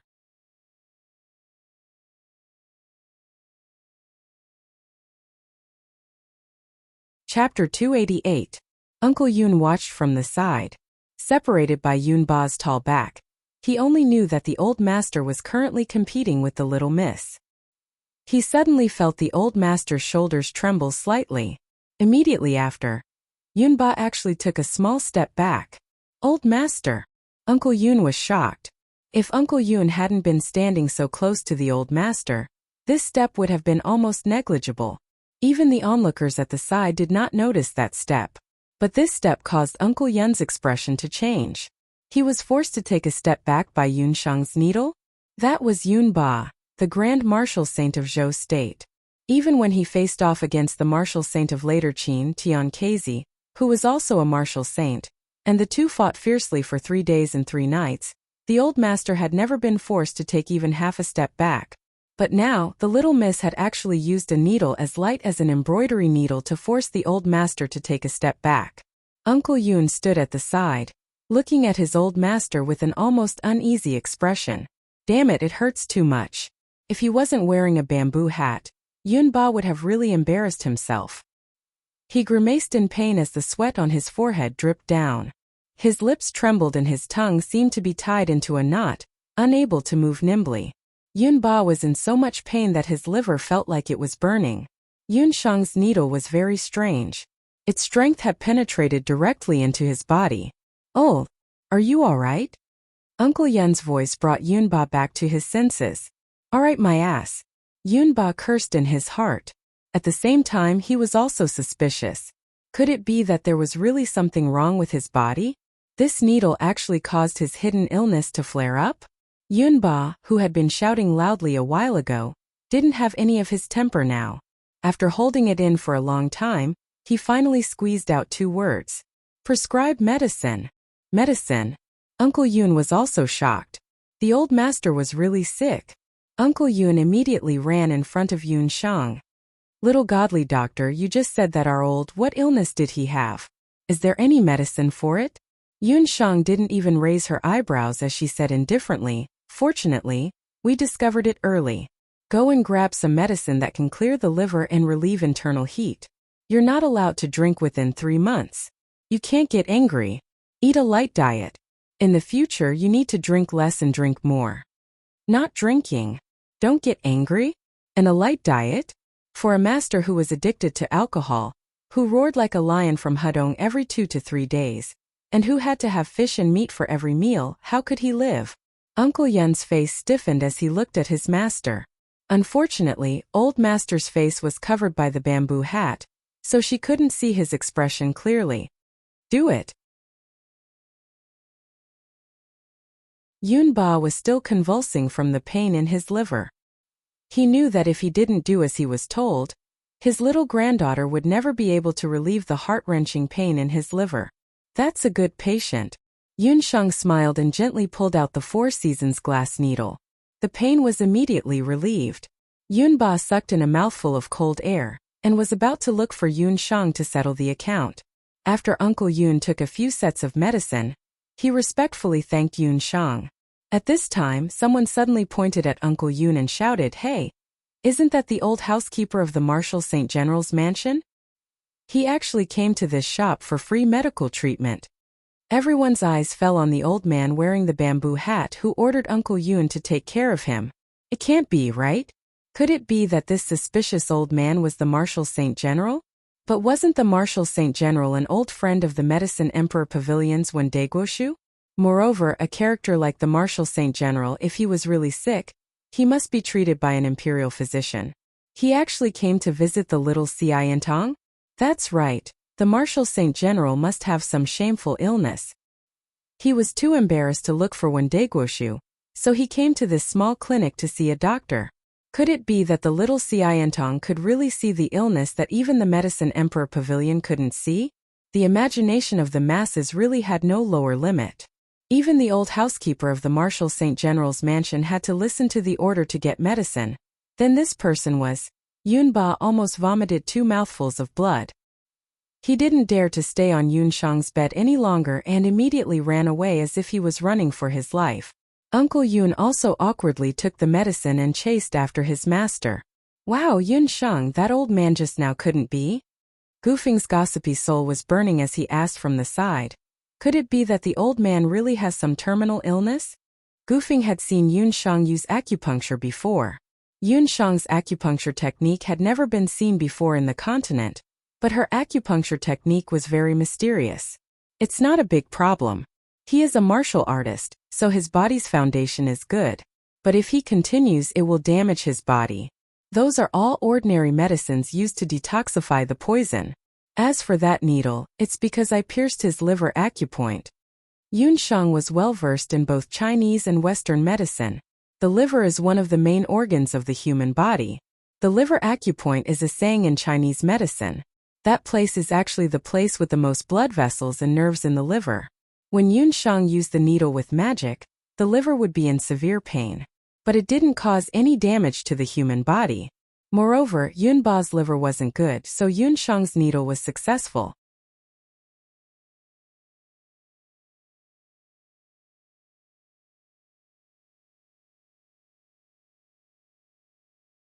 Chapter 289. This patient had heard of the Medicine Emperor Pavilion's free medical consultation, and that a famous doctor like Chang Sihai would be attending the consultation. Hence, he spared no effort to rush over from a village several miles away. Due to the long journey, he and his wife only managed to queue up in the afternoon.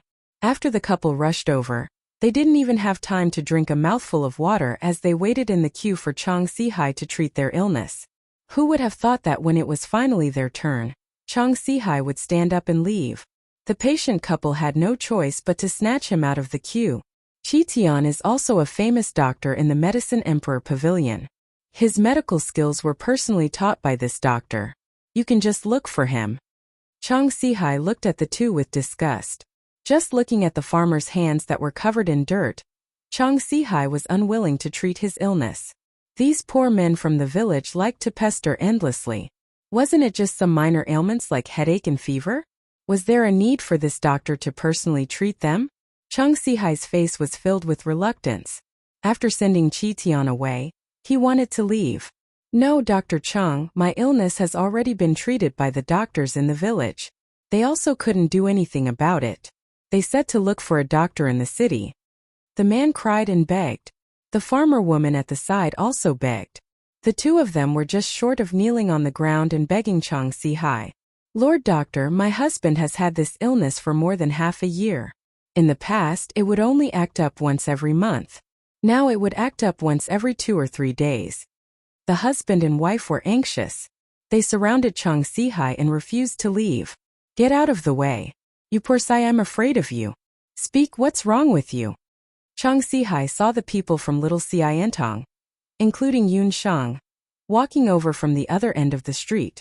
In order to show off his medical skills, he couldn't help but change his mind. Many thanks, doctor. My child's father, your ears can be saved. The farmer woman was extremely excited. The man also hurriedly spoke about his illness. Let's take a look at the side first. Yun Shang glanced at the man and saw that his complexion was normal. His limbs were also very healthy and his complexion was good. He didn't seem to be sick. She also wanted to see how Chang Sihai treated his illness. Doctor, I don't know what illness I'm suffering from. Half a year ago, I would often feel pain in my ears. At first, he didn't pay much attention to it, but later on, every time the pain flared up, he couldn't hear anything. Recently, my ears have been hurting from time to time. It feels like someone is poking needles into my brain. There's such a strange disease? Hearing the farmer's words, Chang Sihai checked the farmer's ears. He pressed the farmer's ear with his hand and looked around to check the farmer's pulse. After a careful examination, he didn't find anything strange. There's nothing wrong with your body. Your liver, spleen, and lungs are also very healthy. You don't look like you're sick. Don't come here blindly. Chang Sihai was very confident in his medical skills. After he diagnosed the farmer, he found that there was nothing wrong with him. He then asked about the farmer's daily diet and found nothing wrong. Even Yun Shang, who was listening from the side, didn't think there was anything wrong with the farmer. He also didn't have any bad habits and it was impossible for him to be like Yun Ba, who was addicted to alcohol and had a hidden illness. Seeing that the sun was gradually setting, Chang Sihai still couldn't find anything wrong with the farmer. I don't think you're sick. It's getting late and the free clinic has ended. You should wait for your illness to flare up another day before you come back for treatment. Chang Sihai directly sent the farmer back. Lord Doctor, it wasn't easy for us to come to the city. My child's father's illness can't be delayed any longer. Hearing that Chang Sihai didn't have a solution, the farmer's wife became anxious. Then what do you want to do? As the saying goes, prescribe the right medicine for the illness. Your husband's illness doesn't have any symptoms at all. How are you going to treat him? Chang Sihai was getting impatient from being pestered, so he simply ordered his subordinates to chase this troublesome couple away. The couple was alone and weak. How could they compare to the many people in the Medicine Emperor Pavilion? The Medicine Emperor Pavilion's free clinic ended just like that. Let's go back first? Huang Ke asked Yun Shang. Although Chang Sihai's method was rude and unreasonable, it wasn't completely unreasonable. Some illnesses could only be diagnosed when they flare up. Seeing that the free clinic had ended, The couple could only leave in disappointment.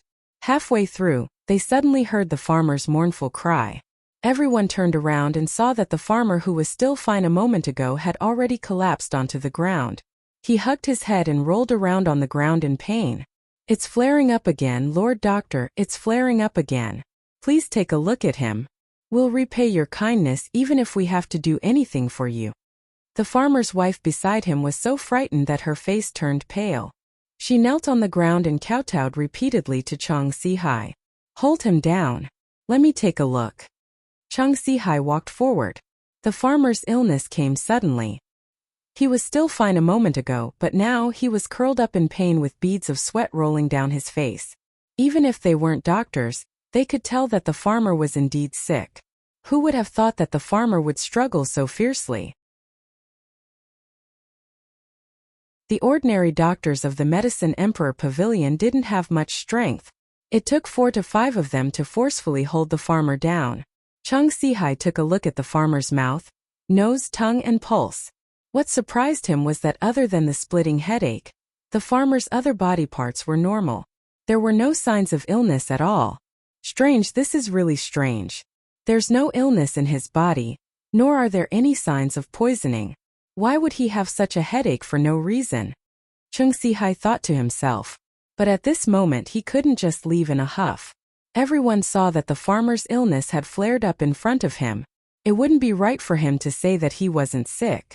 If he were to bring the farmer back to the Medicine Emperor Pavilion, it would mean that he didn't have the ability to treat him. If so, who would be willing to seek treatment from him in the future? Time passed by slowly. Chang Si-hai was also unable to back down. He even started to blame the couple in his heart. If they hadn't appeared, how would he have encountered such a troublesome situation? "Lord Doctor, what illness does my husband have?" The farmer's wife had placed all her hopes on Chang Si-hai. Seeing that the latter wasn't willing to speak, the farmer's wife thought that the farmer had contracted some fatal illness. She was so frightened that her legs went soft, and she couldn't even stand up. Dozens of pairs of eyes looked at Chang Si-hai again. "Let me try inserting a few needles into him." Chang Si-hai had no choice but to order his medicine boy to bring over some gold needles. He wanted to help the farmer stop the pain first. Chang Si-hai pondered. The only thing he could do now was to make the farmer calm down. There were so many people around. If he couldn't calm down after inserting a few needles, wouldn't he lose a lot of face? He secretly gave Qi Tian a look, telling the latter to apply some muscle-weakening powder on the needles when he took them out. Qi Tian understood and hurriedly went to get the gold needles. Asterisk asterisk thank you for you Luo Yu and Squirrel for their rewards. Asterisk asterisk.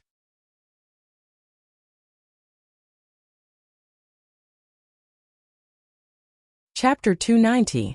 As soon as the gold needles were delivered, Chang Si-hai was about to perform the acupuncture. When Yun Sheng saw Qi Tian and Chang Si-hai secretly exchanging glances with each other, a glint flashed across her eyes. The magic scepter under her sleeve shook slightly and a tiny thorn pierced towards the farmer from the ground. At this moment, the farmer had already lost consciousness due to the pain. At this moment, he suddenly felt a piercing pain coming from his lower body, as if someone had poked him with a needle. He cried out in pain and broke free from the few weak medicine men at the side. He bumped into Chang Si-hai, who was bending over to perform the acupuncture. Chang Si-hai's luck was bad. When the farmer bumped into him, the needle that he was about to perform the acupuncture ended up on his own face. Although the anesthetic produced by the Medicine Emperor Pavilion couldn't be compared to Yun Shang's unique Devil's Snare Lotus anesthetic, the effect wasn't too far off.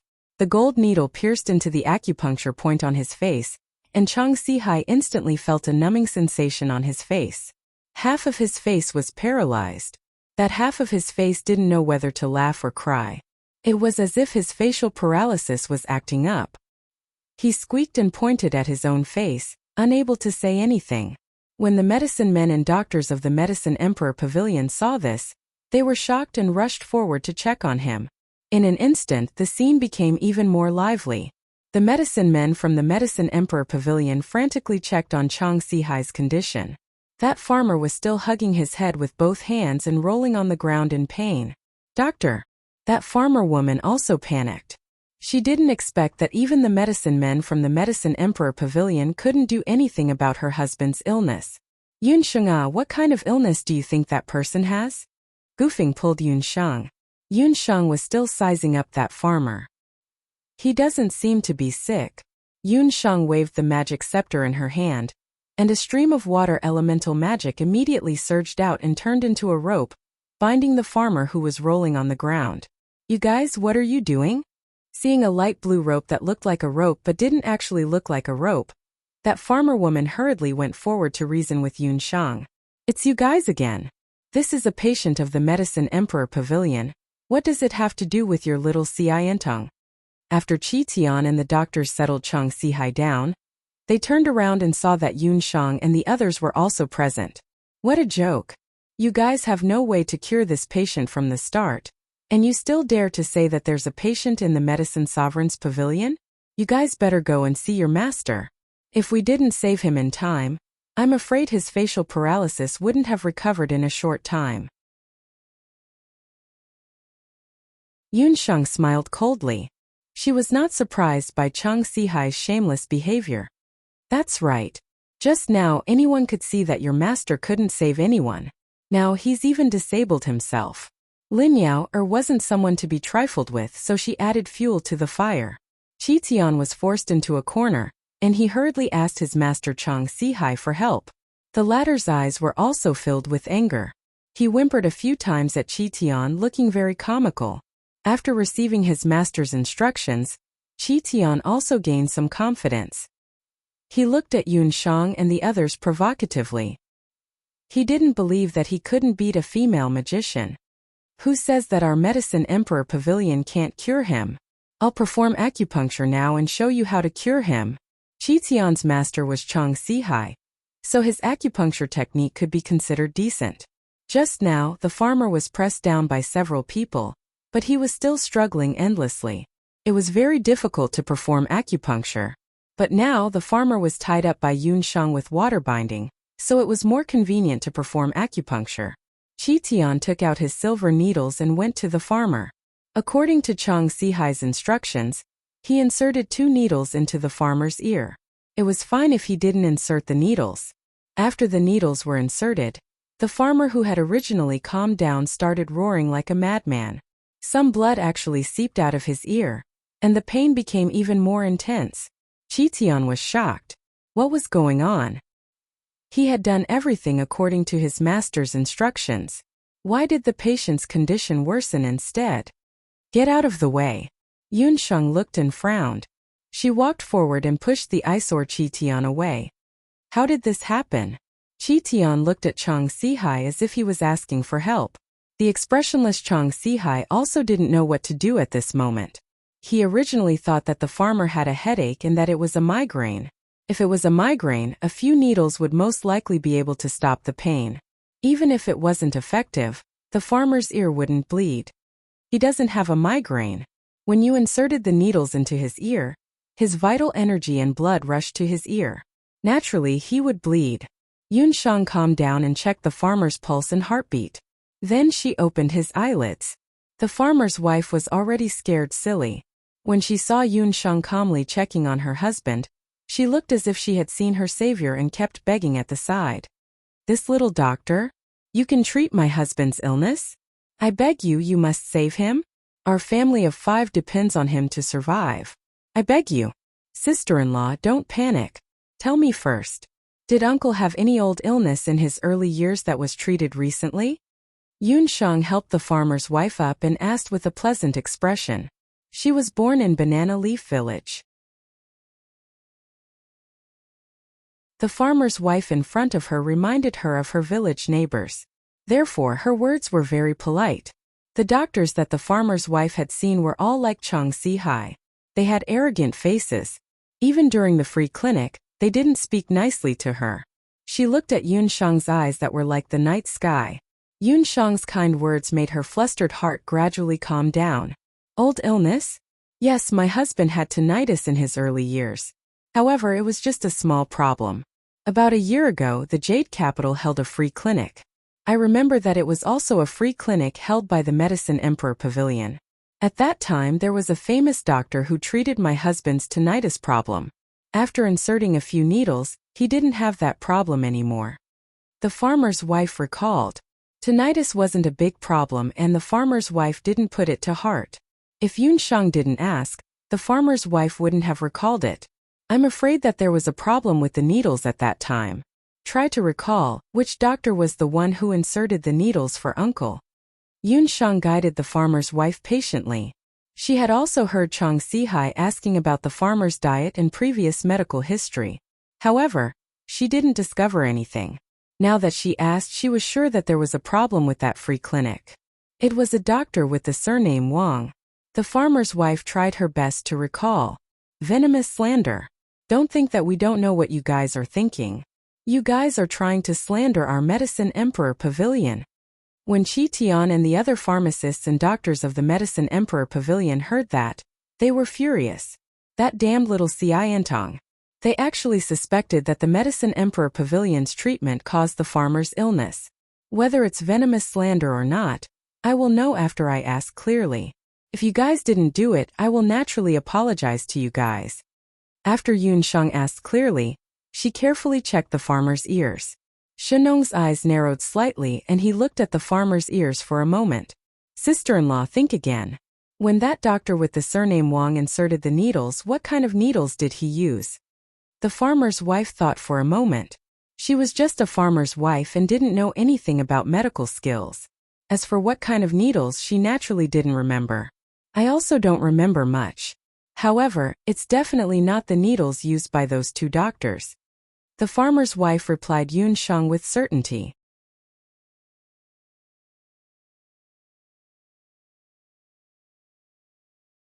Chapter 291. The moment the farmer woman said that, the faces of the few people from the Medicine Emperor Pavilion changed. Especially the few medicine men, their faces turned pale. Earlier on, Qi Tian and Chang Sihai had performed acupuncture one after another. Within the Medicine Emperor Pavilion, according to the rank of the doctor, the amount of needles that could be used was also different. Yun Shang had already heard about this from Dr. Fan when she went to take the examination of the Medicine Emperor Pavilion earlier on. In the Medicine Emperor Pavilion, one could only start from the rank of doctor and the needles used were silver needles. After that, it would be gold needles like Chang Sihai's. After that, the royal doctors would use the precious purple gold needles. Therefore, needles were a symbol of status in the Medicine Emperor Pavilion. Although the farmer woman didn't recognize needles, she was certain that Dr. Wang, who performed acupuncture on her husband that day, didn't use silver or gold needles. The changes in the expressions of the few medicine men were all seen by Yun Shang. This medicine man, can you take out the practice needles that you usually use and let me take a look at them? Yun Shang stared at one of the medicine men. That medicine man bit his lips. His eyes were flustered as he looked at Qi Tian and Chang Sihai. Needles are the most precious medical tools for a doctor. I can't just casually lend them to others. He rejected right away. However, Yun Shang smiled indifferently. With a wave of her hand, she suddenly grabbed the waist of that medicine man. By the time the medicine man reacted, the needle bag that he had hidden on his waist had already been snatched away. This person actually dares to openly snatch something from the Medicine Emperor Pavilion. Take her down. When Qi Tian saw this, he immediately ordered a few people by the side to go up and snatch back the needle bag. However, how could such a motley crew be a match for Yun Shang? Yun Shang's body swayed and she nimbly dodged. With a shake of her hand, a row of practice needles appeared in front of everyone. She asked the farmer woman's sister-in-law to take a closer look. When Dr. Wang performed acupuncture on uncle previously, did he use this kind of needle? The woman leaned forward to take a look and said with certainty, "It's this kind of needle." Then the truth has already been revealed. To think that the Grand Medicine Emperor Pavilion didn't even have a single physician during the volunteer medical consultation. Instead, they had herbmen who didn't even have the qualifications to impersonate physicians to perform acupuncture. Herbmen didn't have the qualifications to practice medicine. This was something that even the commoners knew. The row of iron needles in Yun Shang's hands were custom-made by the Medicine Emperor Pavilion. They were meant to be used as practice dummies. Everyone in the Medicine Emperor Pavilion knew about this. For most of the boundless continent's doctors, it was a long and arduous process from the herb-gathering boy's identification, gathering, and dispensing of herbs to the herbalists. With the exception of a few exceptionally talented doctors, most people started picking herbs at the age of 6. They would only become herbalists at the age of 15 or 16. After becoming a herbalist, one would need to go through 5 to 6 years of painstaking cultivation, practice medicine with a physician, and obtain the physician's recommendation before one could participate in the physician qualification examination. Of course, people like Yun Shang, who had a solid foundation in medicine in her previous life and obtained the special recognition of the imperial physician because of her craniotomy, were an exception. The imperial physician had the qualifications to directly promote doctors. However, others weren't so lucky. That so-called physician Wang of the Medicine Emperor Pavilion was actually an experienced herbalist. A year ago, during a volunteer medical consultation, because the arranged physician was lazy and slacking, that herbalist surnamed Wang recklessly performed acupuncture on a farmer who came to the volunteer medical consultation. At that time, there were also a few herbalists from the Medicine Emperor Pavilion present. However, everyone thought that it was just a few needles and wasn't of much importance. No one would associate those needles with the strange illness of the farmer in front of them. Yun Shang's words were like a sudden clap of thunder, causing the surrounding crowd to explode. The panic of the few herbalists fell into the eyes of the crowd. The Medicine Emperor Pavilion, as the role model of all medical practitioners, actually allowed a herbalist who didn't have the qualifications to perform acupuncture. This was truly a huge scandal in the ancient medical world. Facing the farmer who was bleeding from his ear and the farmer woman who was wiping her tears by the side, no one from the Medicine Emperor Pavilion dared to stand out. Chang Sihai wanted to jump out and accuse Yun Shang of slander, but he was currently tormented by the muscle-softening powder. His face was still paralyzed and he couldn't say a single word. Qi Tian's face was scarlet red as he glared fiercely at the herbalist whose needle bag was snatched away. These are all fabricated by you alone. Besides, no one can guarantee that this farmer woman is speaking the truth. The Medicine Emperor Pavilion conducts volunteer medical consultation 4 times a year, and we have never heard of anyone contracting a strange illness because of acupuncture. Who can guarantee that this farmer woman and farmer didn't take your money to frame our Medicine Emperor Pavilion? He was also very cunning. In any case, that herbalist with the surname Wang wasn't present and that farmer woman couldn't really do anything to the Medicine Emperor Pavilion. As long as he refused to admit it, who would believe the words of little Ci Entong and his group? Unrepentant. Yun Shang was also infuriated by the Medicine Emperor Pavilion's careless style. It was undeniable that the Medicine Emperor Pavilion's medical skills were definitely top-notch. They also represented the pinnacle of the ancient medical skills in the continent. However, the Medicine Emperor Pavilion had been operating for hundreds of years and had already become a huge medical giant. Their internal management was too lax. It was precisely because of Qi Tian Chang Sihai and that herbalist that they spoiled a pot of porridge. As a medical practitioner, Yun Shang couldn't stand medical practitioners who treated human lives like weeds. She knitted her brows and looked at the farmer again. Qi Tian's acupuncture earlier caused the farmer's blood to rush to his head. It was impossible to directly perform acupuncture. Sister-in-law, please wait for a moment. Yun Shang didn't perform acupuncture. She only let Gufing and the rest take care of that farmer first. She turned around and walked towards a street behind her. When the spectators by the side saw that an unknown physician actually dared to challenge the Medicine Emperor Pavilion, they also had the mentality of watching a good show and stayed behind to watch the show. Even Chang Sihai stayed behind. He wanted to see what method Yun Shang would use to save that farmer. At least on the surface, that farmer didn't seem to have any problems. The location of the free clinic was originally the most prosperous street in the Jade capital. After Yun Shang left, she returned in less than 15 minutes. There was a pitch-black stone in her hand. This kind of stone was unfamiliar to the majority of the commoners and medical practitioners. However, Gufing recognized that stone with a glance. There was a blacksmith shop next to his house and there were similar stones piled up in the corner of the shop. On the boundless continent, other than some specialized large clans, ordinary villages didn't have specialized metal smelting grounds. If blacksmiths wanted to use pig iron, they would directly purchase pig iron ores and smelt them. In order to differentiate between ordinary iron ores and other metal ores, blacksmiths would throw a few pieces of testing iron ores in the shop. The testing iron ores could absorb iron ores, and its function was similar to the magnets of the modern era. Yun Shang was born in Banana Leaf Village and had interacted with the blacksmiths in the village since she was young. She was very clear about the usage of testing iron ores.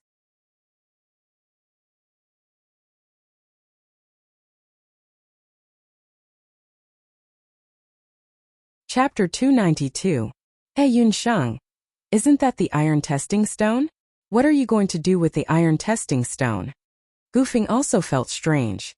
When Yun Shang was treating a patient, why didn't she use her godly needle skills or magic? Instead, she brought a stone over. Just watch. Yun Shang confidently walked to the side of the farmer. The farmer had been struggling for a long time, and was also restrained by Yun Shang's water element magic. At this moment he was already exhausted. Yun Shang took the iron testing stone and walked to the side of the farmer. She strangely brought the iron testing stone to the farmer's right ear and slowly moved it a few times. Her strange actions caused the people from the Medicine Emperor Pavilion to snort in disdain. Do you think that you are performing on the streets? Using a broken stone to treat a patient's illness? Qi Tian criticized from the side, looking at Yun Shang with disdain. Even though the Medicine Emperor Pavilion had lost a lot of face today, as long as Yun Shang couldn't find the illness, it was equivalent to saying empty words. However, Yun Shang continued to act as if she didn't care. Ichi, the farmer, who was originally in so much pain that he couldn't speak, moved his lips and said vaguely, "Uncle, what did you say just now?" When Yun Shang heard this, her entire face lit up. It seemed that her guess was correct. The farmer only felt that his ear was itching. It was as if there were a few ants in his ear that were trying their best to crawl out. Yun Shang kept moving the iron testing stone in her hand. Slowly, the farmer's ear revealed a little bit of a metallic luster. Chi! After a slight sound, there were a few more things on the originally smooth black iron testing stone. Everyone took a closer look. That is, this time it was Qi Tian who was speechless. On the black iron testing stone, there were a few metal needles the size of leather scraps. These broken needles were very small, and there was a layer of white liquid on their surface. That was obviously the pus produced after the farmer's ear was inflamed. Presumably, the king medicine man was careless when he inserted the needles.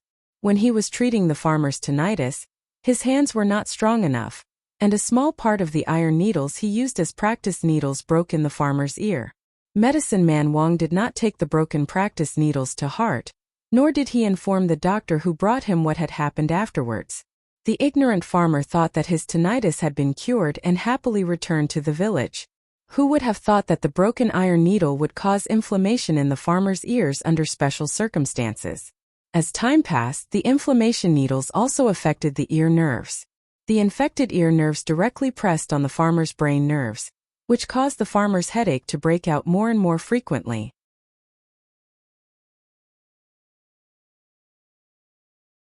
The farmer had also found a doctor in the countryside to treat his illness. He had even found a doctor like Cheng Si-hai. However, these ancient doctors only relied on the patient's pulse, diet, and past illness. It was impossible for them to associate it with nerves or inflammation. Yun Shang had just used the Shenong eye to take a look at the farmer's ear.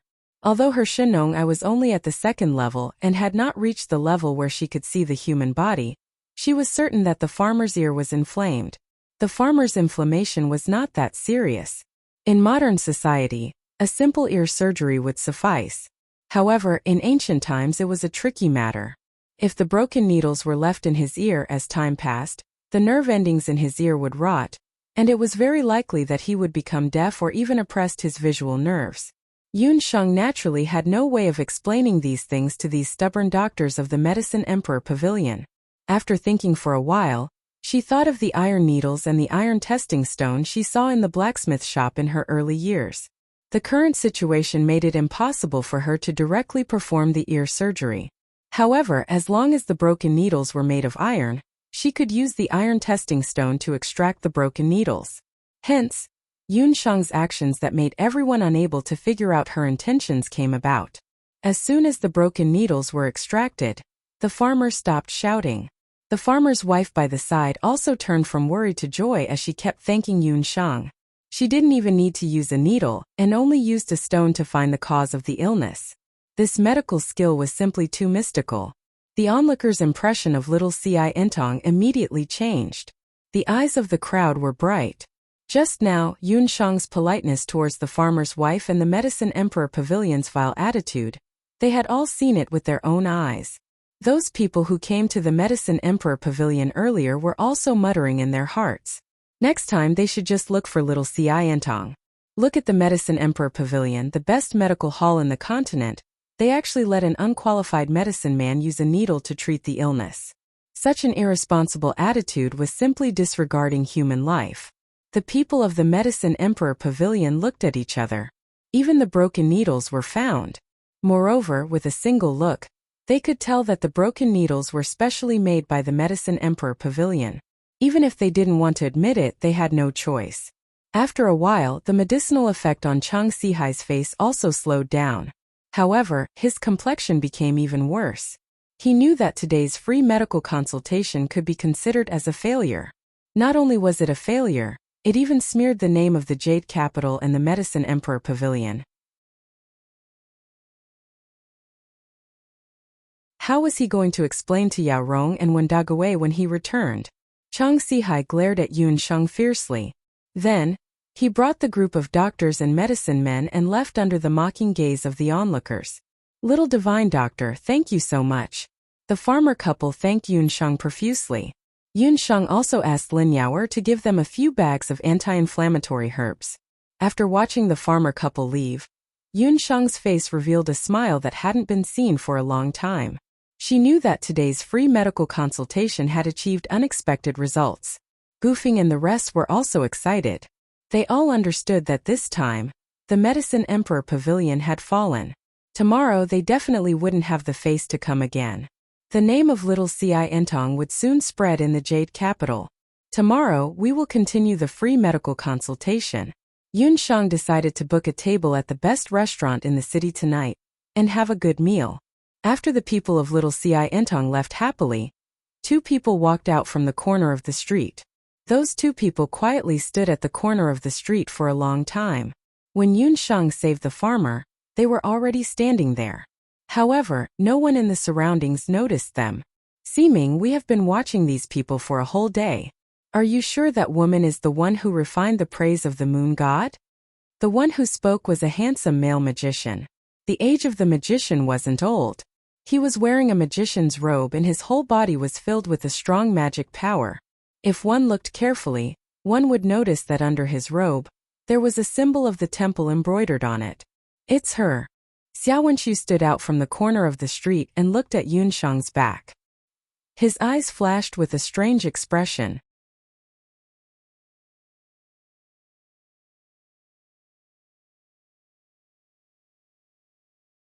Chapter 293. As Yun Shang was busy with her treatment, she didn't notice the abnormality at the corner of the street. Xiao Wenqiu had only suspected it before, but now, he was 100% sure that the young doctor who could refine the sacred grade pill was the mysterious doctor who refined the high-grade magic medicine, the moon goddess's praise. A doctor who cultivated magic and was also proficient in ancient medicine. When the girl patiently asked about the peasant woman's condition, her expression was so concerned that it made people unconsciously forget about their illness. It was like a bright sun suddenly appearing on a cloudy day. In that instant the air seemed to be refreshed. A strange light flashed in Xiao Wenqiu's eyes. The worry that shrouded the peasant woman actually faded a lot in an instant. Apart from Xiao Wenqiu, no one else could sense that scene. Who exactly was she? Xiao Wenqiu carefully sized up the girl. At that time the corners of the girl's mouth were raised, and a pair of beautiful dimples appeared vividly on her face. That was a girl with a strong spiritual aura. She wasn't old, but her black eyes seemed to be able to see through everything. Xiao Wenqiu's heart skipped a beat, as if he remembered something. It was her, the sorcerer girl he met beside Jade Boat Village. He didn't expect her to have grown up in 2 years. Her appearance had become even more exquisite. Those black jade-like eyes and her smile were something Xia Wenshu couldn't forget. While Xia Wenshu was thinking, the male sorcerer Yu Ji interrupted his thoughts. But Ximing, she really is a doctor. You saw it just now. She didn't use any medical skills at all. Yu Ji was one of the male sorcerers who had accompanied Xia Wenshu in his early years and met Yun Shang by chance. However, he didn't recognize Yun Shang at first glance. Yu Ji returned to Yujing Temple first. I won't be at the temple for a while. Keep an eye on the movements of the imperial family of Zhou State. Xia Wenshu retracted his gaze. When he realized that the other party was very likely the girl he met earlier, Xia Wenshu's heart, which had never been stirred by anyone before, became slightly unsettled. Xia Wenshu had a cold personality. His eyes, which could see the future of people, were attracted to someone for the first time. And that person was the girl he met in Jade Boat Village. Unexpectedly, when he met her again, the two of them were standing on opposite sides of an extremely awkward situation. Elder Ximing had already returned to the main temple. Before he left, he only warned himself that once he identified the magician who concocted the new magic potion, he had to act immediately. Regardless of whether it was the mage temple or the mage elite camp, their desire for geniuses was obvious. On the continent, those who could be called geniuses had mostly been snatched away by various organizations. The Dharma Temple only had two ways to deal with newly discovered geniuses. They could either recruit them or kill them if they didn't succeed. Xia Wenshu didn't want to use the second method. Therefore, he chose to sneak into the little Xiantong. If possible, he still wanted to recruit Yun Shang into the temple. Ximing, are you planning to? Solitary Yu looked at Ximing strangely. He realized that something was wrong with Ximing today. Qingqing, this is an order. Xia Wenshu didn't give Qingqing any superfluous explanation. His words were short, but Qingqing could sense a trace of coldness from them. This subordinate obeys. Solitary Yu's heart trembled slightly. He didn't have the slightest intention of disobeying this young Ximing, who had been famous since he was a child. Even to the younger generation of magicians in the temple, Xia Ximing was much more terrifying than Elder Ximing. Solitary Yu once heard that when young Ximing was only a 10-year-old child, there was once a traitor of the temple who tried to steal the holy relic of the temple. Young Ximing didn't even blink. He just raised his magic scepter. After a dazzling flash of light, the traitor was blasted into dust. It was fine if he didn't move, but once he moved, he took his life. This young Ximing, who was rumored to be able to save the lives of everyone in the world, didn't even move an eyebrow when he killed someone. After Solitary Yu finished speaking, he immediately disappeared into the corner of the street. Xia Wenshu stood at the corner of the street for a while. The sun set and the moon rose. The hazy moonlight shone on his beautiful jade-like face. He said softly, Yun Shang, I hope you aren't my enemy. Inside the Medicine Emperor Pavilion, the first-rate luminous pearls illuminated the hall.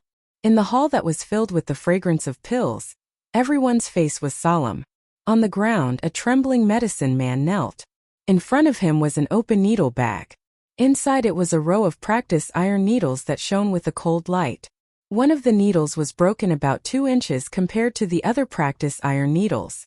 But it was precisely these 2 missing needles that caused the Medicine Emperor Pavilion to experience the greatest humiliation ever since the establishment of the Medicine Emperor Pavilion in the hundreds of years since its establishment. Ever since Chang Sihai brought back the humiliated medicine men from the Medicine Emperor Pavilion with a stiff face, the Medicine Emperor Pavilion closed its doors and stopped operating. Even when Daosho was invited over, Qi Fengfei stood beside Wen Daosho. Yao Rong also stood by the side. No one dared to speak. There were more than 300 people in the Medicine Emperor Pavilion in the Jade Capital. This included the imperial physicians, the medicine men, and the medicine men. Everyone stood by the side. No one dared to make a sound. Everyone knows about what happened today. When Daosho used an inquiring tone. However, there was no longer the usual smile on his face. It was a great humiliation. It was truly a great humiliation. When they found out that the Medicine Emperor Pavilion actually slapped themselves in the face during the free clinic, It was revealed that the medicine men replaced the doctors to perform acupuncture on the patients. Moreover, the acupuncture was improper, causing strange symptoms. After tonight, everyone in the Jade Capital would know about this news. And the one who caused this result was the newly emerged little Ci Entong. Master, this matter is strange. Chang Sihai's chin was still numb. Just as he was about to speak, he was fiercely glared at by Wen Daosho. Although Wen Daguesho looked younger than Chang Sihai by more than 10 years due to the effects of medicinal pills, his dignity as a leader was completely exposed at this moment. Chang Sihai was so frightened that he quickly swallowed the latter half of his words. Master, this disciple will immediately deal with this matter. The most important thing now is to deal with the medicine man who made the mistake and send someone to pacify the patient. Yao Rong was an imperial physician. She was used to seeing all kinds of fights in the palace. Facing this kind of sudden situation, she was still very calm. On this point, she was much calmer than Chang Sihai. This also made Wen Daosho feel a little relieved. Medicine man Wang, do you know your crime? Wen Daosho looked at the medicine man who was kneeling on the ground with an ashen face. As an old medicine man with 5 years of experience, he actually left a broken needle in the patient's body because of his unstable control of the needle. This was already a mistake that the Medicine Emperor Pavilion could not tolerate. I know my crime. Medicine man Wang was paralyzed on the ground. The Medicine Emperor Pavilion was the most authoritative medical hall in the continent. Its threshold was very high. Once one entered the Medicine Emperor Pavilion, it was equivalent to having a lifetime of protection. But if one made a mistake in the Medicine Emperor Pavilion, everything would be over. In the future, he would never be able to mix in the ancient medical world again. Thanks to you Luo Huadai and Yuan 1 for their rewards. You're tuning in to the Li Mei's Wuxia Whispers YouTube channel.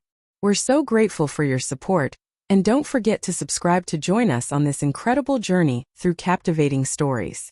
Your generosity through donations truly makes a world of difference, as it's the primary source of revenue that allows me to expand and enhance this channel for you. Thank you from the bottom of my heart for being a part of this adventure.